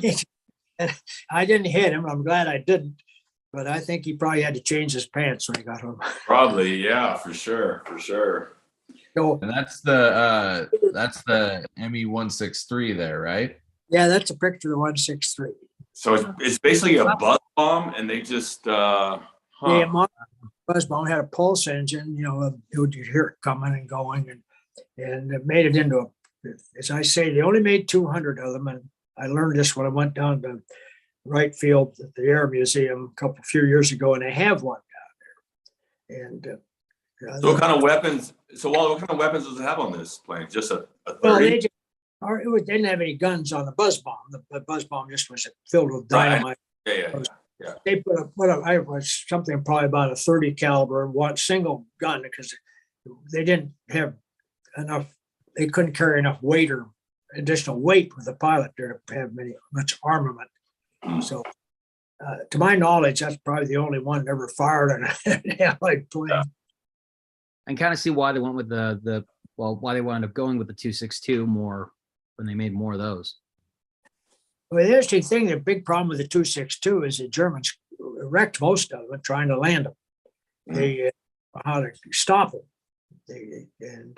There's a book out by a commander of a 262 unit that late in the war, and they had, I think, 25 262s, and they only had 5 of them were operational. The rest of them they had damaged, so they couldn't fly them. But if they had had those earlier, it would have probably stopped the daytime bombing that the 8th Air Force was doing, because there was no. They didn't pose a problem to the fighters, but they're also fighting against them. Well, Matthew, thanks for coming on. I know Wally had to be done about this time, so we're going to respect his time and let him get on out. But thanks for coming by, Matthew. You got one last thing you want to say? No, just no. I've I had one amazing experience. I was at a park in Chicago. If you've ever been in Olive Park, Chicago. So one thing that happened, I'm sitting there, and one thing that they had this show going on in an airport really far out. I saw a P-51 fly right by me, right over Lake Michigan. And it was like, just hearing that thing, I'm like, wow. It's like, So that's what it was like going back to before. Oh yeah, they're a beautiful airplane. I mean, they're a great airplane. They were designed for high altitude escort work. They weren't designed for low altitude ground support work, and I think that's the Ninth Air Force originally had 2 or 3 P-51 squadron groups, but after I'd left the 363rd group, they only had one left. That was the 354th fighter group, and they did mostly. They didn't expose them to the same kind of work we were doing because they had vulnerabilities. They weren't a good dive bomber. In training, I made a dive bomb pass, and it just didn't feel. It wasn't going straight down. It was skidding. It just didn't have the stability that the P-47 had. High-speed dive bomb pass. So anyway, it's been great talking to you fellas, and good to see you again, Donnie and Austin. See you We'll again. sign off. Yeah, we'll sign off real quick. It was a real great honor talking to you, sir. You got another one, Lewis? Want to talk? Go ahead if you got another candidate. Well, You got time for one more? Yep, go for it. Okay. All right. All right. See you, Matthew. See you guys. All right. You got time for one more, Wally? Yeah, be a quick one. I'm right. flexibility. I just have All a right, date. cool. Well, I know Aaron's been waiting in here for a long time, so you got to see the comments. Everybody is just really excited. everybody's loving it. And so everybody who's watching still, make sure even after we let Wally go, we're gonna have a big announcement afterwards. So stick on. Don't leave. All right, let's bring on Aaron.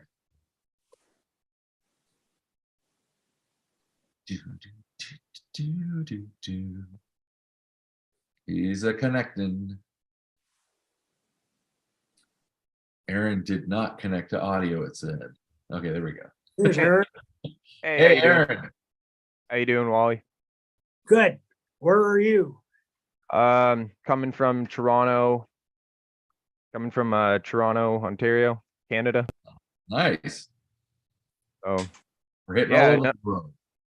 yeah, it was just listening in, like at the start of the story that you were telling about getting downed and taking capture and stuff. I just want to say, man, thank you for sharing that. That was really cool. Yeah, that was amazing. Great story. I mean, just kind of puts you in the front seat. It's amazing. Yeah, how you remember all that? I mean, I took a class last week. I can't remember half of it, so you know. When your life depends on it, I guess you remember it. Right, Yeah. yeah. No, Yeah. but especially something, that could have been some of those moments that could have been more traumatic and stuff. I really, I'm sure we all really appreciate you sharing that. The other thing you said that kind of caught me was you talking about how younger, like most 18, 20-year-olds, I'm 29, but younger generations don't necessarily, take much interest in it, and compared it to like how the timeline with the Civil War and stuff for you growing up. I never thought about it like that. And maybe I have a bit more sentimental stuff. Both my grandparents were in Holland during World War II and everything, so they had a lot of admiration for what you guys did. But it's crazy. And you coming on here and sharing these kind of stories makes it a lot easier for these younger this is stuff I'll be able to show my daughter. Like, I have a 10-month-old. This is stuff I'll be able to show my daughter as she's growing up, and keep those stories alive. That's awesome. Well, it in a retelling of stories, they're success stories because I'm living to tell it. But war is really a cruel, nasty, evil business. It's not a lot of fun. There's nothing romantic about it. There's nothing gallant about it. And just to give you one example in closing, the only time I saw a pilot get killed, we were scraping. We dive bomb targets somewhere in southern Germany, and once after you get rid of your bombs and rockets, then you're free to go find whatever you can to shoot at. So there were some trucks on the highway, and so we were scraping them. And this pilot, P-47 pilot, was beside me, and just lower, and you're pretty low. You're only 1,000 feet off the ground or less. on a strafing pass. And if he breaks right, he's going to be right in front of my line of fire. So I was watching him carefully. I didn't want to shoot him or didn't want to collide with him. And so I couldn't do anything until he committed himself. Theoretically, we were supposed to always break left, always go in a counterclockwise pattern for strafing to avoid this. And so, and I'm watching him carefully, and I'm getting to the point where I've got to start firing, getting in range. You only had a couple of seconds that you're in range on a strafing pass.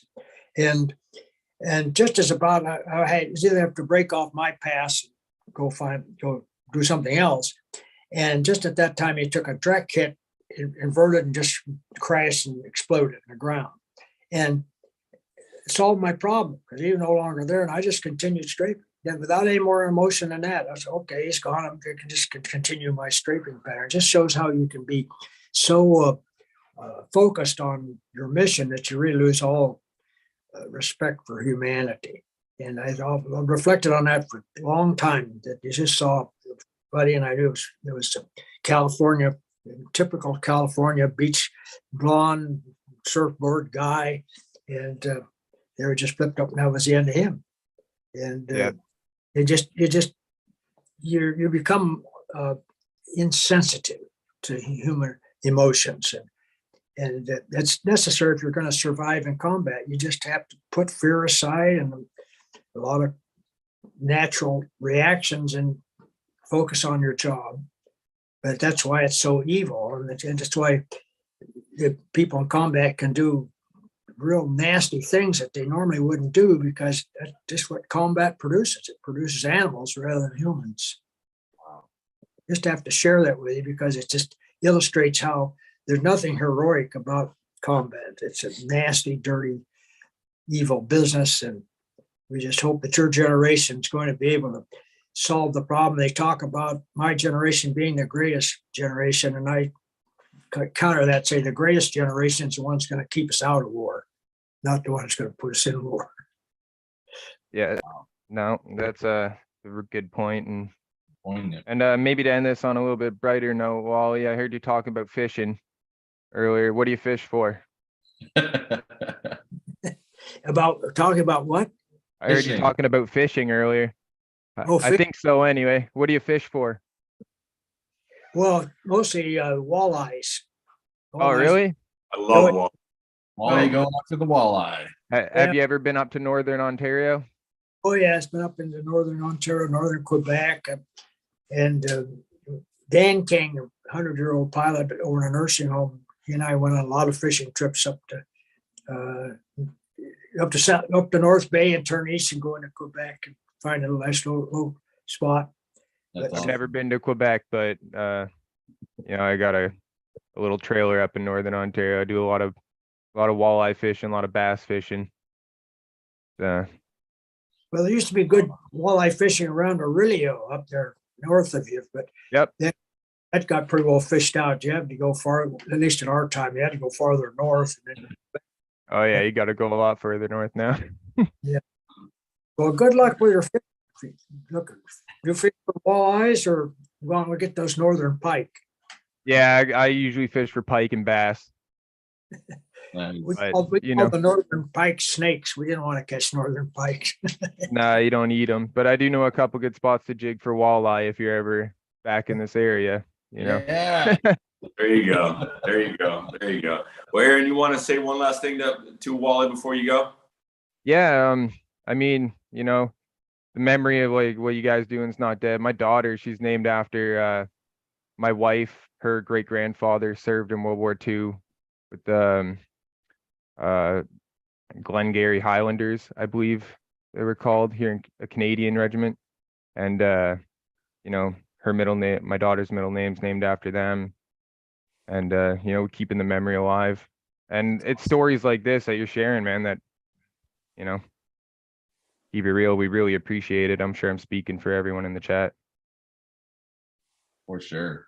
All right, man. Well, thanks. We appreciate you coming on and waiting. I know you had to wait a while to get on here, but we really appreciate it. And hopefully we'll see you again. Yeah, awesome. Thanks, guys. So have a good one. All right, see you. Bye. Wally. We Wow. appreciate you so much. This was fantastic. Wow. And Hope you enjoyed yourself, Wally. can't wait to see you again, man. Thank you. And you'll get tired of hearing these stories. You got to put up with Oh, it. you won't. Never, never, never. Because there's always new tidbits too. Trust me, I know. Oh, they yeah. all- You always got something new for us. I love it. I can't wait to get that DVD. All right, Wally. Well, thank you so much for being here, and thank you for your service. And we appreciate you so much. And hopefully, we'll see you soon. Thank you again. See you in Normandy. Absolutely. All right. Bye. Bye-bye. All right. So just me and Donnie now. Wow. Wow. So I hope everybody enjoyed that. Thank you, everybody, for joining. And sorry for those who couldn't get on this time. Wally had a very strict deadline to be done, so we want to be respectful of that. Normally, we would have kept going, but we do have a big announcement. So this year, we are going back to Normandy again for the 79th anniversary of D-Day. And we are taking Delta Airlines on a special charter landing directly into Normandy at the Deauville. That's right. Airport. It's amazing. That's right. And we're taking, I think we have about 35 confirmed right now. We're taking up to 50 veterans. So it's going to be quite the event. But this year we're doing something very special and very different that we've never done before. We are going to take 2 younger people along with us, the younger generation, to come along with us on this journey. And that could be one of you. So what we're going to do is we're going to do a video competition. So you are going to make a video about 60 seconds long telling us why you're interested in World War II, what got you interested in World War II, and why you want to go on this trip with us. So you can go on this trip with us to, I'm sorry, I should say program. It's a program, not a trip.